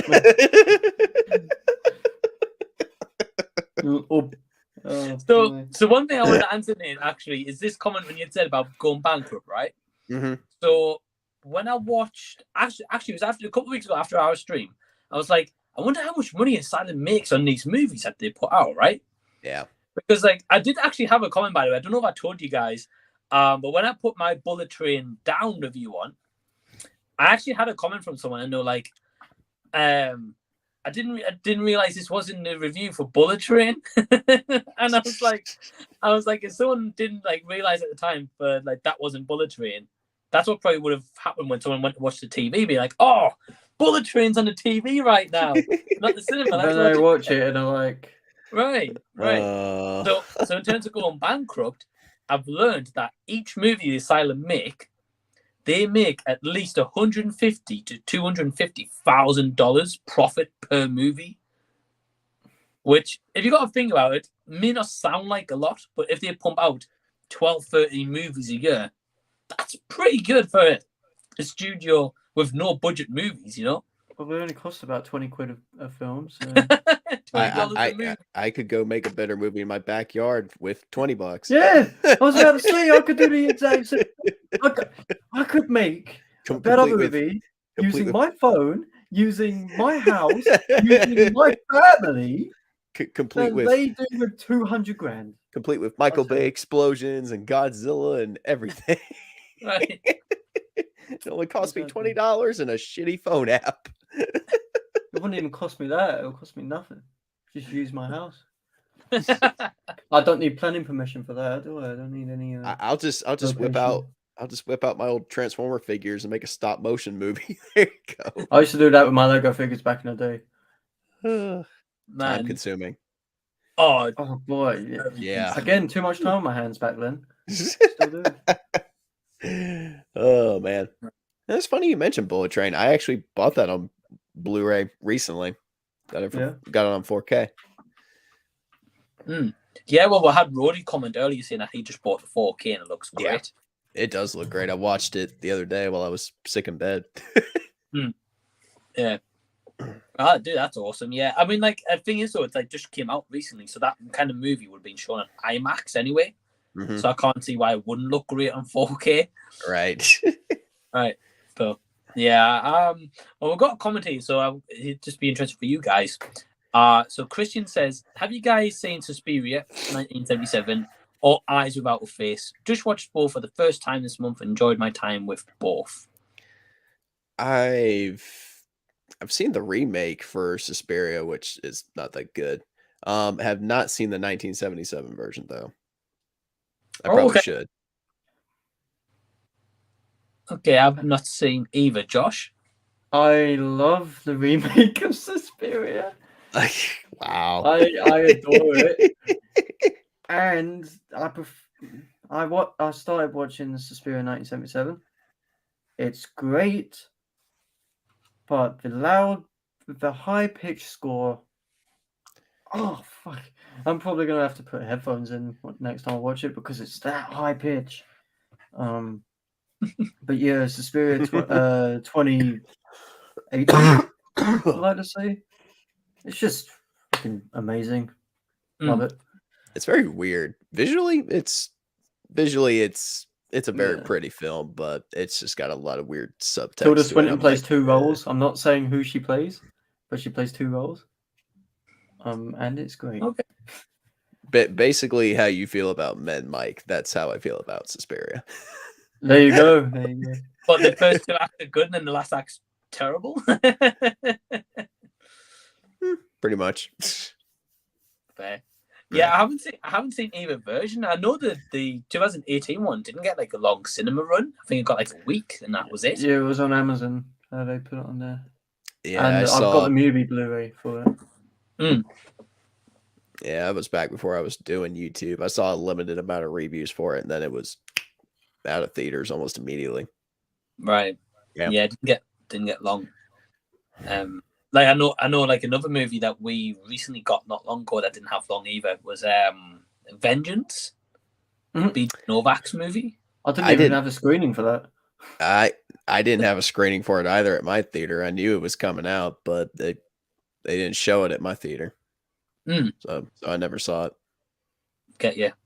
Yeah, it's online, though, I think it's online. So for me, Josh, it was on at Cineworld, but it was about like a 15-minute drive from where I live. Oh, the only one that's closest to me that was showing it, and it was like 1 or 2 showings maximum a day. That was it for about a week, and then it went off. So I'm glad I got something. I prefer Cineworld, but there's no buses to it, so I ended up getting an Odeon Limitless instead of Cineworld Unlimited because there's no way to get there apart from driving. I don't drive yet. Right. Because I have to go on the motorway across a fucking massive bridge and then drive all the way down. There's no buses will go to it. So otherwise I'd be going to Cineworld. Get you. A lot more. Yeah. I prefer it. Yeah, it depends on what cinemas are next to you, though. You know. With Odeon is when the film's on, they got lights on up at the top, and sometimes it's so bright, and you can't see the film. Sometimes I'm like, can you turn them down, please? Hello. Like we did that with Knives Out, and I was like, you're blinding the screen. Nothing worse. Nothing worse than when they prematurely come back on in the middle of the movie for no reason. Right. Almost like somebody just put their hand on the switch by accident and boop. I remember they played the wrong movie once. I don't remember what it was for, but they played the wrong thing. So they basically had to say, you're going to have to move to this screen. That has never happened to me before. They turned the lights on when I went and saw Barbarian. I was like, no, what are you doing? Turn them out, Barbarian. Why did they turn the lights on that, of all things? Right. I don't know. Dark. Well, there was a senior citizen that did come into the movie like towards the end. I'm like, well, that's kind of messed up. She came in to see like the last kill in the movie, and then the movie was over. Yeah, it's a bit of a weird place to go in and watch. Right. Yeah. She was lost probably. I remember once, right? And I wasn't in the screen or anything, by the way, but I heard about it. That like it was in the news that some kids, like some parents took their kids to see like the new like Peppa Pig movie at the time. Oh. And they played the wrong movie. They played Hereditary. Yeah, I heard about that.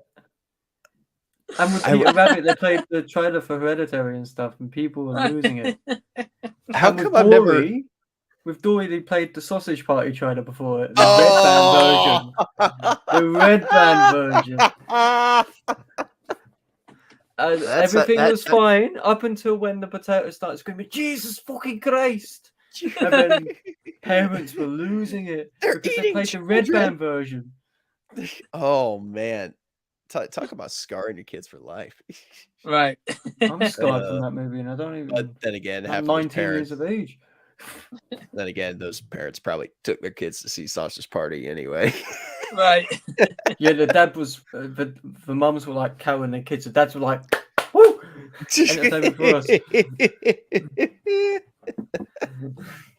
So funny, man. I used to own that in 4K. That was a dark time for me. Ugh. Man, I should probably think about adding it to the collection. Well, one comment I can agree with, Nate, is what you left before during the stream. Men is definitely better than Bodies. I agree. Thank you. Bodies is probably one of the worst movies I've seen this year. I think the only reason Bodies will not end up on the top 10 worst list at the end of the year is because I have seen like 20 other movies that are a lot worse than it. Holy shit! I liked it quite a bit. I think see on rewatch with men though. I think Bodies just kind of overhypes itself a bit. You know, when you watch an A24 horror film, you're expecting some kind of twist or, you know, some kind of overarching theme that's supposed to kind of play into everything that's happening. But with this, it's like, okay, there's someone in the house is killing everybody off. Okay, right. Cool. So you go through the whole movie, trying to figure out who it is, and then you get to the end, and then the twist is, oh no, yeah, the twist at the end is, oh, everybody in the house is just fucking stupid and they're killing themselves.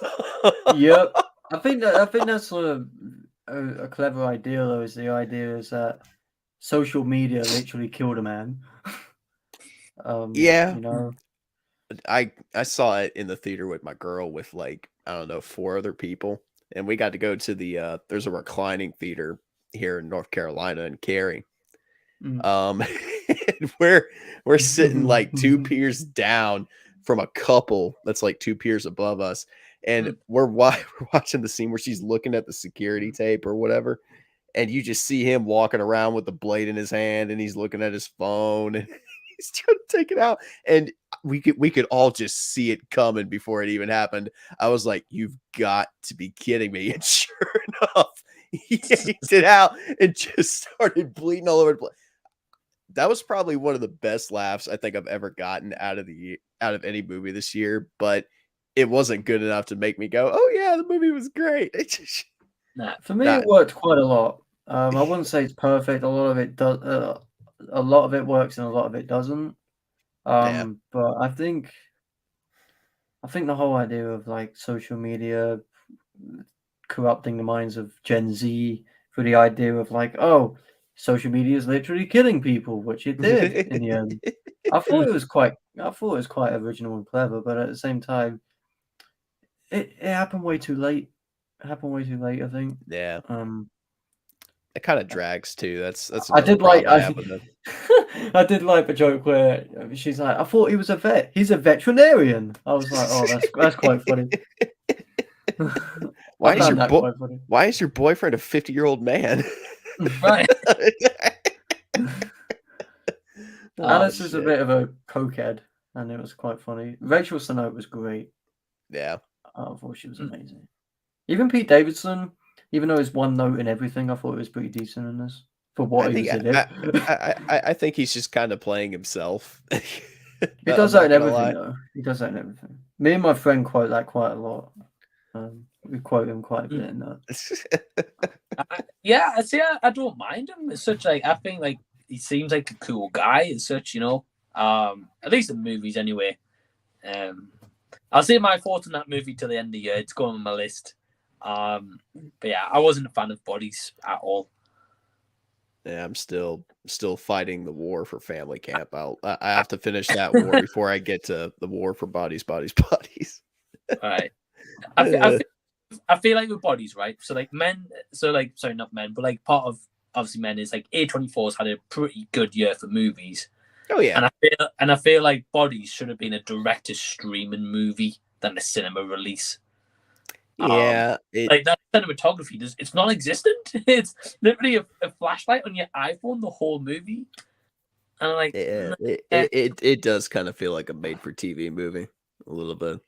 I'm in the minority who thinks that the flashlight kind of works because it's one of those things where it's like you're kind of obscured. You're trying to figure it out with them. You're obscured visually as well as thematically. I thought that kind of worked. But what didn't work for me is the fucking fact that it's literally just like, you did this. No, I didn't. Yes, you did. No, I didn't. Oh, like the one 90% of it. The one that won't shut the hell up. Jordan, yeah. Oh God. Yeah, it reminds me of Idris Elba's daughter from Beast, which we're not even going to get into that. I just wanted. Usually, I don't condone child killing, but I just wanted that lion to like bite her head off at one point. I was like, "Good Lord, shut up!" I didn't get a chance to check that movie out when it was on in cinemas. You didn't miss anything. Nah, no. From what I've heard. Jason says, "Is there an asylum version of Back to the Future?" Mike hopes not. It's probably going to be called Forward to the Past or something stupid. Back to the present or something. Probably. Oh yeah. I don't think there's ever been a version, by the way, because otherwise I would have known about it, and probably if I didn't know about it, the Back to the Future community I'm part of would have known about it. So I don't think so, and hopefully it never is. Nintendo says, thoughts on the latest Doctor Who episode if you saw it. Do you guys watch Doctor Who? No, but I know of it. I know what happened. Yeah, same. I'll probably watch it now. Chance. Like the what are you doing over there? Sorry, my dog. That's cool. Well, Pete also says, Men had to be the biggest surprise of the year. Really loved the countryside setting. Great performance by Jessie Buckley and one of the strangest endings ever. Here's the thing with Men is a lot of people misconstrued the ending. For me, I knew it straight away. And when people walked out, I literally heard them say, What was going on? What was going on? I was thinking of saying to him, I'll tell you what was going on. Because I kind of figured it out straight away. Yeah, I mean they kind of leave you hints and tidbits leading up to it. So if you're kind of able to catch all the stuff leading up to the end, you kind of already know what the message of the whole thing is. Yeah. Right. I do like the parallels though. Like one of the big things that really got me was all the wounds that these characters are sustaining in the final act. kind of mirror how her husband died. It took me a second to catch on to that, but once I did start on, I was like, "Oh, that's actually pretty." One of those things where it's like, as soon as she grabbed the apple off the tree, I was like, "This is an Adam and Eve story, literally an Adam and Eve story." She grabbed the apple; she was tempted by the devil. Shit happens, and the devil's reincarnated as her husband. Boom. Yeah, the movie. You have a movie. I will say, the practical gore effects are pretty cool. This movie definitely does not make me want to have kids anytime soon. No. Holy hell. Ugh. Yeah. I thought it was a decent film though. Like, I gave it a 9 out of 10 first time. Haven't watched it since. It's probably changed a lot. Thinking about it, I gave it my collection rating, which I actually do have it in my collection now. That's cool. Yeah, I'm with Josh. I haven't seen it since the original one. At some point, I probably will. But I'm not like in a rush to do so personally. You can see I did enjoy it. I did enjoy the movie. I'm not going to sit here and say I hate it because I didn't. You can see men, Mike, but still can't see Fall. What's wrong with you, man? Fall's bad. Well, I actually like Fall. I hated Fall. I was actually... like, on my Instagram, I was like, they literally got a Wish version of Jeffrey Dean Morgan, and then it was Jeffrey Dean Morgan. I was like, oh my god. He was, hey, don't be hating. Jeffrey Dean Morgan needs a paycheck. I like Jeffrey Dean Morgan, but I didn't know. The thing is I didn't think it was him. I thought it was some Wish version of him for a minute. Wow. Okay. He's still rocking the Negan hairdo and so. The only good thing I could say about it is that he actually turned up. I mean, $3 million budget. It scared the shit out of me, but it does look good for $3 million. Yeah, but that's only because I have a really massive fear of heights. Like, if I could go back and watch any movie this year in 3D, it'd probably be Fall. Just then again, I'd probably be throwing up all over the seat if I did that. Oh, don't get me started on like the whole twist stuff. So bad. Yeah, well, Mike hasn't seen it yet, so I'm not gonna. Yeah, I'm not gonna say anything, but like, be prepared. Be prepared. So like with Fall, like at least here in the UK, from what I noticed, it like had like a week and a half maximum showings. That was it. Yeah. So again, it was one of those that went off too quick before I got a chance to see it. Yeah, Emily's like that. I managed to see it on the last day that it was showing. I think I saw it on the last day before it left my theater. Like, there was nobody there. I'm in the theater losing my mind and screaming like a little girl because I'm the only one in there. Pretty sure the people in the lobby thought somebody was dying in there. They had to get the police in and everything. And then it turns out there's a little girl sat there in your seat. Like... There's a little girl being stabbed in theater 9. Turns out now it's just watching Fall. They go in there and it's just me in the fetal position. In the position I'm in now, I'm just going in and be like, no, it's just a grown ass man crying. Not even looking at the screen. I'm looking down at the floor like, shit, I'm a fall. I'm a kill over. Fuck. I'm getting vertigo. This ain't right. That's funny. Fuck you, Lionsgate. All right. Well, we've got Roddy, and he's saying I'll record my Bob review as soon as I get to see the film tomorrow. It's a good movie, man. Let me know what you think in Discord, because it's great. Hope you enjoy it. Quick question, because I'm struggling. I feel like if I'm gonna put any horror film on the top 10 best list at the end, for me, it's a toss up between Smile and Barbarian, because jeez, they're both very intense in their own right. And I just can't figure out which one I like more. Like, I like Barbarian for its originality, and I like the risk that it kind of takes. Like, let's face it, it's probably the best Resident Evil movie we're ever gonna get. But Smile kind of took a premise that has been done to death, and for me at least, kind of did something different with it and actually kind of made it scary again. Like, there's a moment towards the climax where I'm like, what the fuck?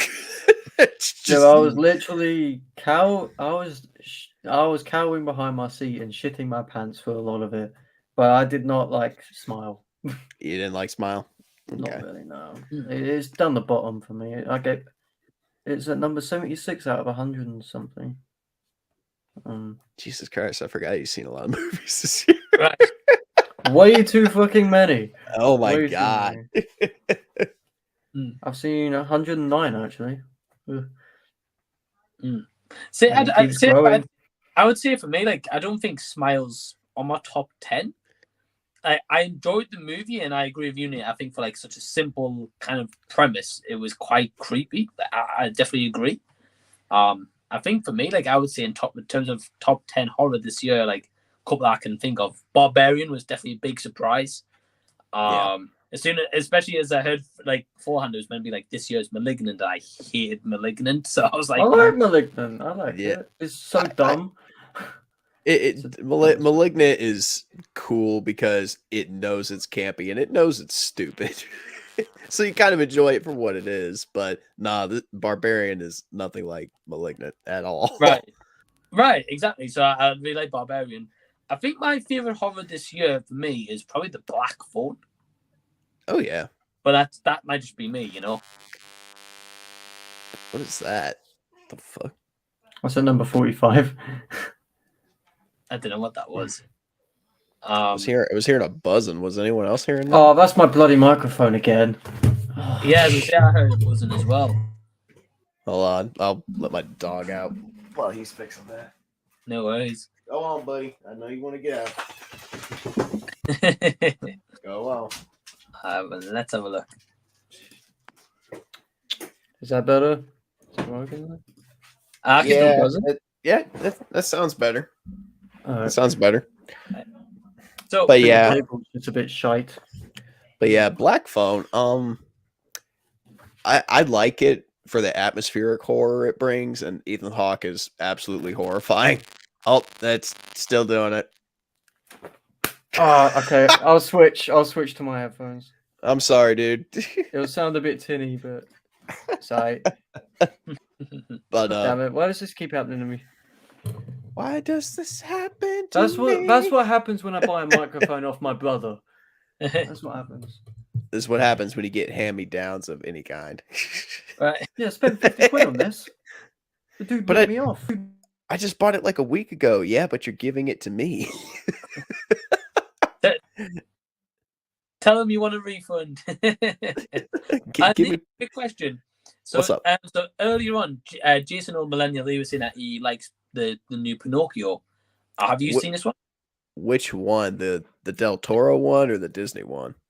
He didn't say. I'm assuming it's the Disney one with Tom Hanks. I wouldn't wipe my ass with it. Okay, well, I've never seen. Agreed. I'm kind of over the whole Disney live action remake thing. It was fun for a while because I'm like, oh, cool, I get to go see Aladdin and I get to see Beauty and the Beast, but now it's just kind of become redundant. To see Will Smith with autotune. But no, it's just become very redundant and unoriginal, and I'm just like, you know what? I had this conversation with my uncle the other day. If they really want to do the live action remake thing, instead of remaking, some of their more, traditional Disney films, like, the Disney Renaissance films that everybody loves, why not go in and kind of remake some of the ones that are not as well known? Like Sword in the Stone or something, but that's been done many times. That's why I like the Jungle Book that they did. That was not a bad remake. I really like it for what it is. It's the best one out of the ones they've done, for sure. Dude, I would definitely go watch like Treasure Planet. Like if they redid that or something like that, dude, it's Treasure Island meets Star Wars in space. What is not cool about that? Treasure Planet is one of the best Disney films they've made. It's very underrated, but dude, like the animation in it, it's top notch. I've rewatched it recently. It's a decent animated adventure. I really like it. It was their most expensive one at the time, and it lost a lot of fucking money. Oh, I know. But I mean, I rewatched it recently. I'm like, why would you not remake something like this? Like this has a remake like all over it. Well, Disney probably find a way to fuck it up somehow. Well, it's Disney, of course they do. Yeah.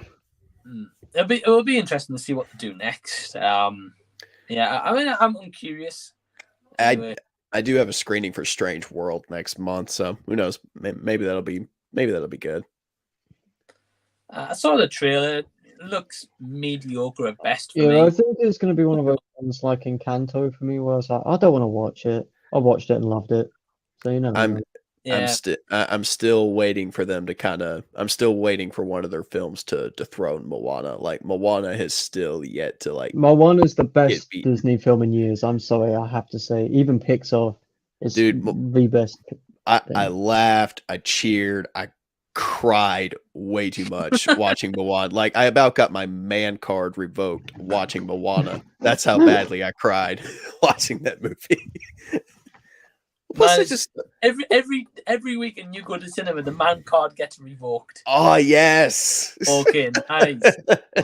Damn. I got that literally for 15 quid. And it was the best 15 quid I've spent. You know you love a movie when you buy it on 4K. But yeah, I do cry a lot during movies, man. I can't help it. You know, I embrace it. You know, if something speaks to me on a personal and just emotional level, I mean, I can't help it. And Moana just hits me right at home with its themes and its story, and it just, you know, I in a weird way, I connect a lot with the character. You know, and that's why it hits so close to home. I mean, I love it, dude. Yeah. The best rock film since 2016. You're welcome. Right. It's in my top 52 rock films. 52. I'm joking. No, it's probably the best thing. So here's a question for you guys, right? So Lego Web News has written a comment here, and I think it's like part of like a 2-3 part comment here. So he says, firstly, have any of you fellas heard of a crap animated franchise? If you can call that, but I've heard of the Snow Queen movie. So then he goes on to say, my sister and I watched Snow Queen 3, which is just rip-offs and switch versions of Shark Boy and Lava Girl, but instead, Ice Girl, who else from Frozen and Lava Boy? It sounds stupid, and it was made by the Russians. Good God. Oh, God. Oh, not the Russians, bro. Anything not made the by Russians. The Russians is so have you guys heard of Snow Queen? Yes, I've seen it in Poundland a few times. Isn't there a story called The Snow Queen that Frozen was loosely based off? Yeah, by Christoph Anderson or something. Hans Christoph Andersen, which is ironic because you've got Hans, Christoph, and Sven. Exactly. There you go. I don't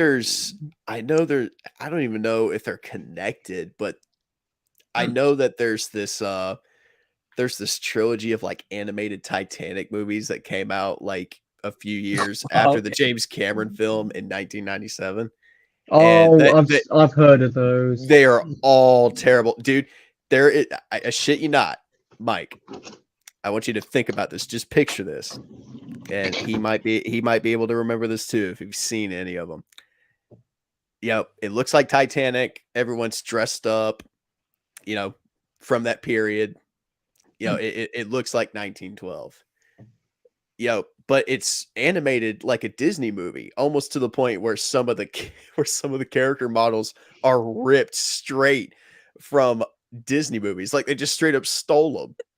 Mm-hmm. And a lot of the animals talk and walk around on the ship, and you know you got the mice and dogs. Oh, and there's a rapping dog in the basement of the ship for no reason.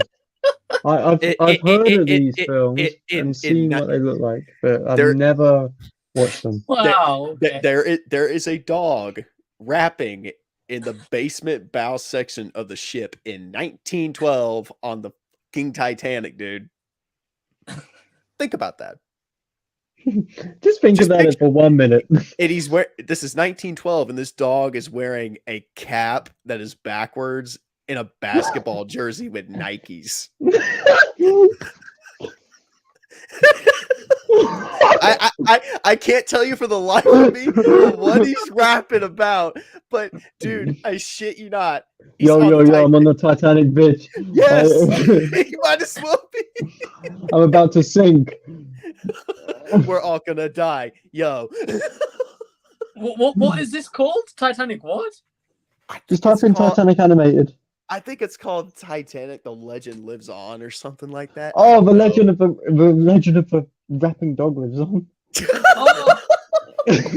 Type it in Titanic rapping dog or something. I don't know. Right, He just goes, my G. I think I found it. If you can screen He just starts share that rapping shit. Kanye out of nowhere. Oh my god! Like, it's so random too. Like, there's nothing in the movie that leads to it or builds up to it or anything. It just happens out of nowhere in the middle of a scene. Almost like it's almost as if the people that made the movie were like, we got to appeal to the youngster. Oh, dude. You can either watch it now or watch it later. He just starts rapping "Murder to Excellence" by Jay-Z and Kanye just out of nowhere. This dog looks like a background extra from a Black Eyed Peas music video.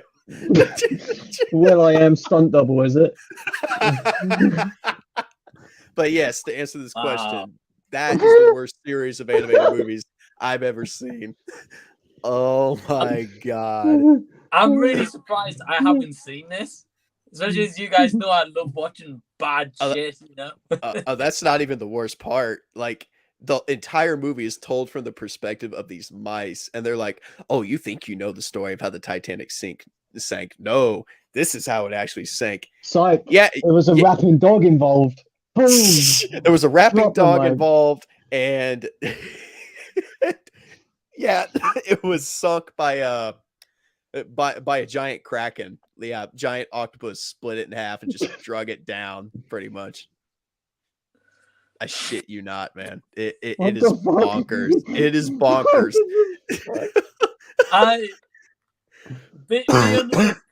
Be on the lookout, because I'm gonna have to review this. I've looked on IMDb. It's got a 1.5 out of 10. So I'm call me intrigued. And dude, there's like 2 sequels to this, and the third one has like nothing to do with the Titanic at all. Well, Pete says, was the rapping dog Poochie from Simpsons? Poochie is actually Poochie actually has more class than this fucking dog. And then Lego News says, well, whoever had the idea of a rap dog in 1912, we went to school without history lessons.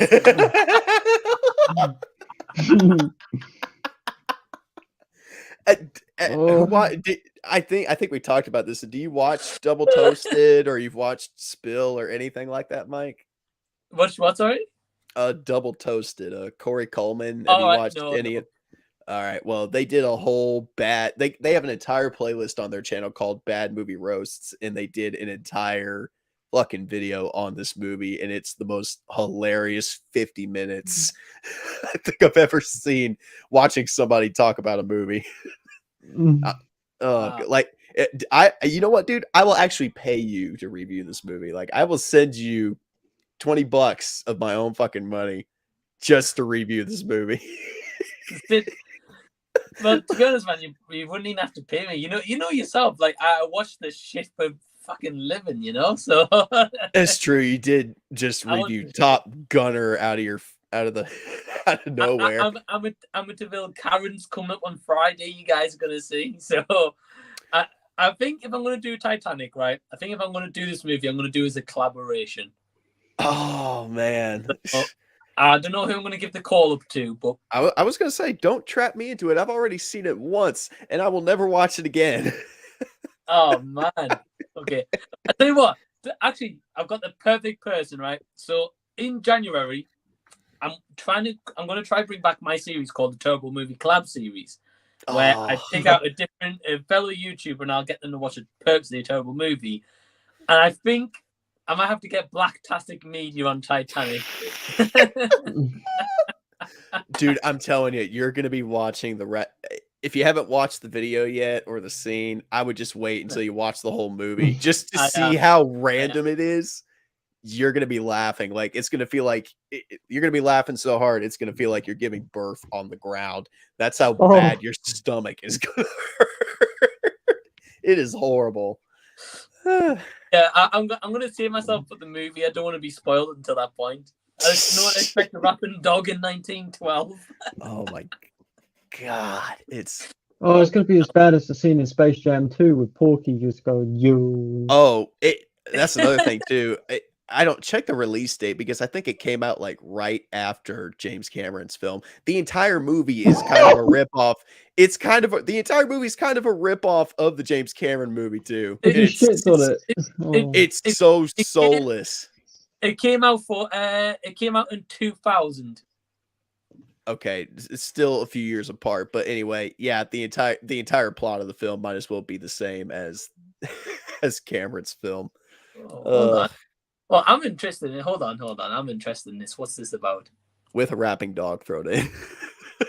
so because I'm on the IMDb now, right? And it says that this movie's got 12 minutes of credits. I don't know how it's got 12 minutes of credits. What in the fuck? 12 minutes of credits? I've sat through longer. Oh. Yeah. But yeah, it came out in 2000 and it's 90 minutes long. That's about as long as most animated movies anyway. Well, not for that shit. Well, we've got quite a few comments here. This one's so we've got cool ones. First, we got Michael Reader saying, "Hey, Mike and two guests." So, hey, Michael, hope you're doing well. Didn't need to get sidetracked with rapping dogs. That's cool. In 1912. So we've got a couple of comments about The Rock, actually. Okay. Here we go. Jason O Millennial says, "Could Dwayne Johnson do just a normal movie? It's kind of like when Schwarzenegger tries to play a normal guy. You're like, no normal people are freakishly big." No, he always has to blow shit up. Maybe one day. The next one's a pretty cool one. Pete says, "Give us a period drama star and The Rock." What, like Little Women? I don't know what you could do though. Like, it's just like Dove Mavo. But imagine Shakespearean. This is the best one yet. Maybe get Dwayne Johnson in a serious role. Imagine him in an A24 movie. I don't want to imagine that. My favorite studio will be painted by him. Don't. I have no idea. Imagine The Rock as Rory Kinnear in Men. I could probably edit that to make it The Rock. Do it, especially as like the kid as well. It'll look like shit, but I can probably do it. My god! And do you guys think that the asylum will do Avatar: Way of Water? They'll probably just call it Blue People Waterboard or something. I don't know. Avatar the Avatar the Waterbenders or something like that. I don't know. I would pay to see that. They're definitely going to do one for Black Panther too. They're going to call Blue it Man Black Group, Tiger. the Water Bottle Gang. Blue Man Group. There you go, Blue Man Group. Oh my god! We'll see. I kind of hope they do. Pete says Top Gun Maverick next week on physical media. Any of you guys picking it up? I am. Already had mine pre-ordered like a month ago. So that's actually Josh isn't. I'm not. No. I've only pre-ordered one other movie this year, and that was The Northman. Okay. Love The Northman. It's top 5 of the year, boy. It's top contender for #1 right now. Yeah, it's gotta be. I know it's your favorite movie of the year, right? It is. I thought so. I think my parents want to get Top Gun Maverick though. Maverick I might just steal it off them. Or just put it sneak it on my shelf. Just sneak it up there with the rest. Mine's currently buried under fake spider webs. I got a bunch of Halloween movies in the background up there on the shelf. If I can point the right way. Anyway. Yeah, I mean, see, I think the thing for me, right, is with physical media releases, is I like getting them kind of like when I can. But like, for example, like Top Gun Maverick, I know straight away it'll be released on Blu-ray, 4K, DVD, whatever. And then like a couple of months' time, they'll just release like a big special edition of it. And I'd rather get like the special edition in like a couple of months' time. Yeah, they're already trying to release it in a double feature with the first one. Like I saw that on Amazon. I'm like, I already got the first one on Blu-ray, so I don't need to get that. Right. Well, that's the thing. It's one of those. So this is a funny one, right? So Pete says, Suspiria is a great Argento movie. Have you seen any of his other films? Well, just to give you guys a heads up, there is one on Shudder called Dark Glasses he's just done. I've heard it's good. I've heard it's all right. I haven't heard of it. I don't know where the fuck you heard that from, because it wasn't from me. Oh, really? Dude, honestly, right, so I checked his filmography, and I don't think I've seen any of Dario Argento's stuff, right? But he's literally dubbed as like the master of like Italian horror or something like that. So I was like, oh, cool, okay. So I mean, if that's the case, I'm quite intrigued as like Dark Glasses, what he's going to do with this kind of thing. Right. I kind of want to spoil the motive of the killer for you guys, but if you haven't seen it, I kind of don't want to. I don't care. I'm not going to watch it. I don't even have Shudder, so go ahead. Neither do I. Right. So, So, full transparency, full spoilers for anyone who's watching right now on Dark Glasses. If you don't Who gives a fuck about this Dark Glasses? Right. What if you do, come back in about 5-10 minutes. So, right. So what happens, right, is this movie is all about this woman who is a prostitute. Nice. Good way to start. Right. And what happens is, as this movie goes on, obviously, you know, she's now and then, you see, like, getting a couple of clients and stuff like that. They're paying her good money, whatever. One day, there's this killer on the loose to start with who's killing prostitutes, right? So one day, the main girl gets this client who comes in, this kind of like sleazeball guy, and she refuses to have sex with him until he has a shower because she's like, "Oh, you stink," right? So he goes and has a shower, right? The irony in that statement. Yeah, right. Exactly. Right. Yeah. So anyway, he goes and has a shower, and then he comes down, and she's like, "Oh, what took you so long?" And he's like, "Oh, I don't want you, you bitch," or whatever, right? And he leaves the scene, right? So I was like, "All right, okay." I was like, a bit of a weird scene, but okay, cool. So anyway, shower. The movie starts going on. She's like this nighttime, like I think not long after this or the next day, she's driving along at nighttime, and this person who's killing the prostitutes is in a van and basically slams her car, so like crashes, and as a result, her car goes into another car and kills the parents of a young boy, but he survives. So as a result of this kind of whole situation, she takes the boy in, kind of under her wing from an orphanage, saved from an orphanage, she takes him in. But as a result, she goes blind, right? So it's like, all right, cool. You got a bit of a cool concept here. She starts off from not being blind, and then she now is blind. Now she's got to deal with that. Anyway, the killer's motive for going after this prostitute is that same guy, and it's because she told him he stinks.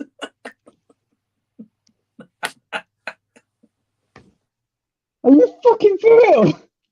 No, I was literally like, all this time I was like, who the hell's this killer? Because you get no inkling of the killer at all. And it's right at the end. You told me I stink, bitch. I'm killing you. Because you told him he stinks. I could think of one other thing. I kill you. I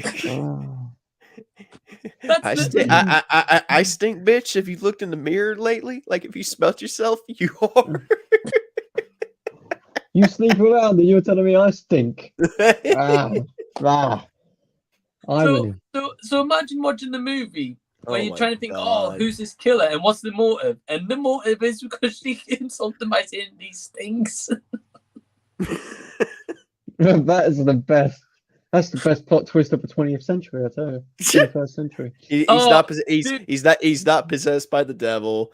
His entire family wasn't murdered, and he's out for revenge. It's just not BO. This bitch just said I stink like BO. I fucking hate her. She's dead. Honestly, man, it's fucking. That's better than the "Don't Worry, Darling" twist. Like honestly, it's, like the CG is laughable in the movie.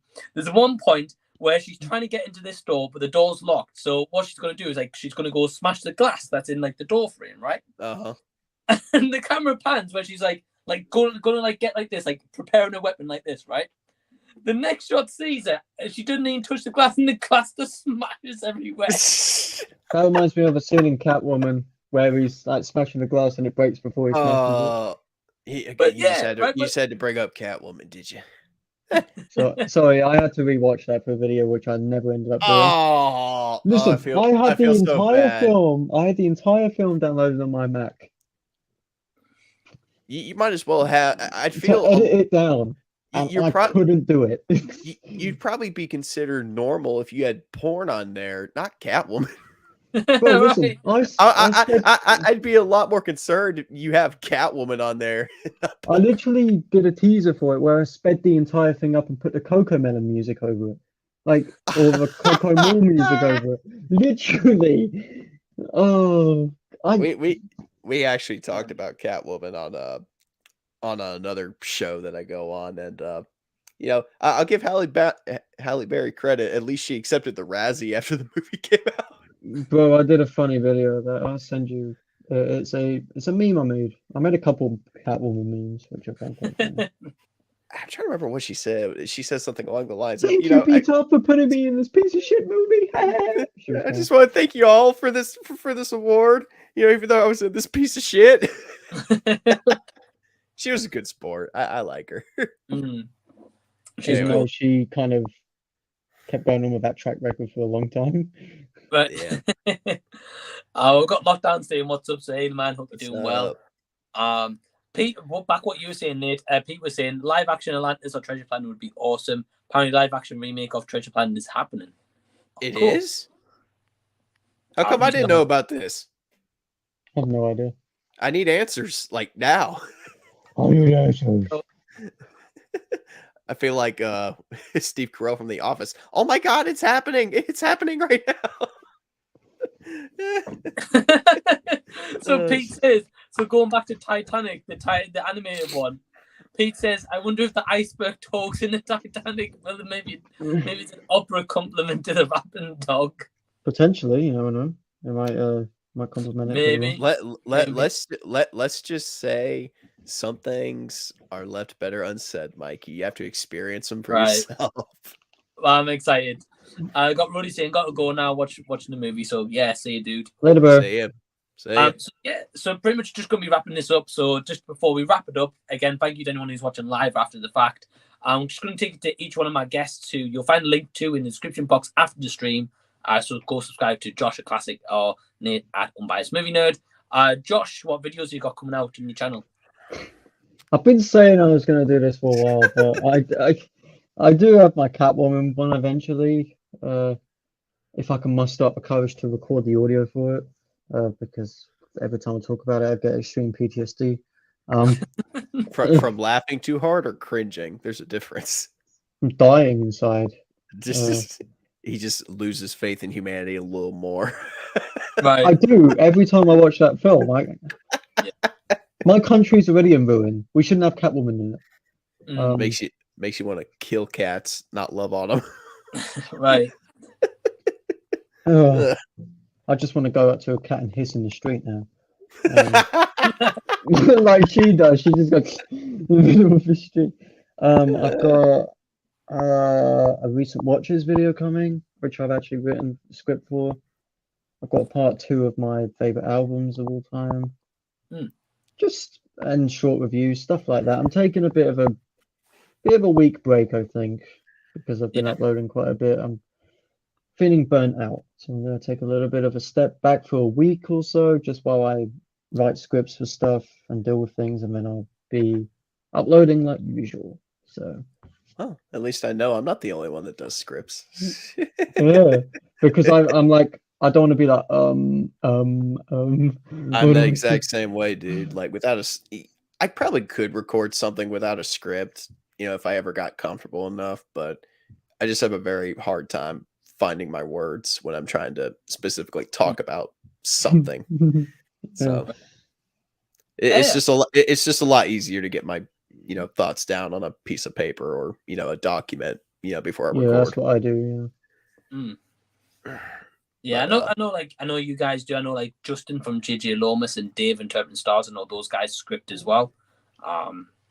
Yeah, it's a lot easier. It's a lot easier for your mindset as well for when you. Yeah, everybody's different.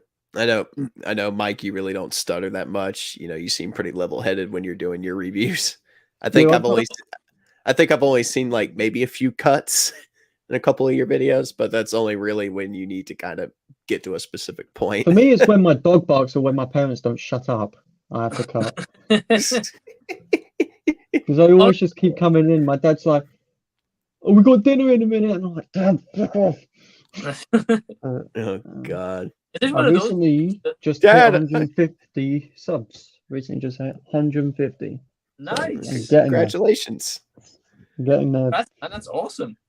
Yeah, I'm on 152 now. Your boy's getting up there. Keep going, dude. Next time you're on Hang On and Chat, you'll be on 1,000. I bloody hope so at some point. I'll be happy just to hit 600 before the year's out. Yeah. Well, I've got plenty of time for 2 months. Yeah, I'm at 575 right now, I think. Last time I looked. Not bad. So yeah, Josh, I'm excited to see your videos, dude. Again, the link to Josh's channel will be down below in the description along with Nate's, which we're going to get to in a second. Just very quickly, like on the news says, later, Mike, great stream like always, and good day, gentlemen. Good day. Tune in. Cheerio. Support, man. Cheerio. Awesome guy. And Nate, finally to you, dude. What videos you got coming out? Well, I still got to do my Lyle Crocodile video. I'll probably post my Black Adam video first before I get to that. Kind of give everybody something, to kind of lay over until the next big thing. I do need to go see Ticket to Paradise. That's the new George Clooney movie. So I'll probably do a review on that. And then I did have plans to go see Pray for the Devil, but I don't know if I'm getting a screening for that at my theater. I'll have to wait and see. But if it does, I'll definitely get a video out for that, and that'll probably wrap up October. Sweet. I'm really looking forward to November. There's a lot of movies coming out in November I really want to see. Yeah, so a couple of ones. Yeah, Fabelmans has like jumped up the charts. Like I saw the trailer for that, and I just make fun of me. I saw the trailer and just started bawling like a little bitch watching the fucking trailer. I know people have seen it. And they say that it's one of the best of the year, top 5. Oh man, like it, and I told my parents this story because I'll bring it up a little bit while we're here, because me and you talked about it. When I had that whole depression spill about a few weeks back. Yeah. Just kind of struggling with a bunch of shit and, just a lot of stuff I had to process. That trailer came out right at the end of all of that.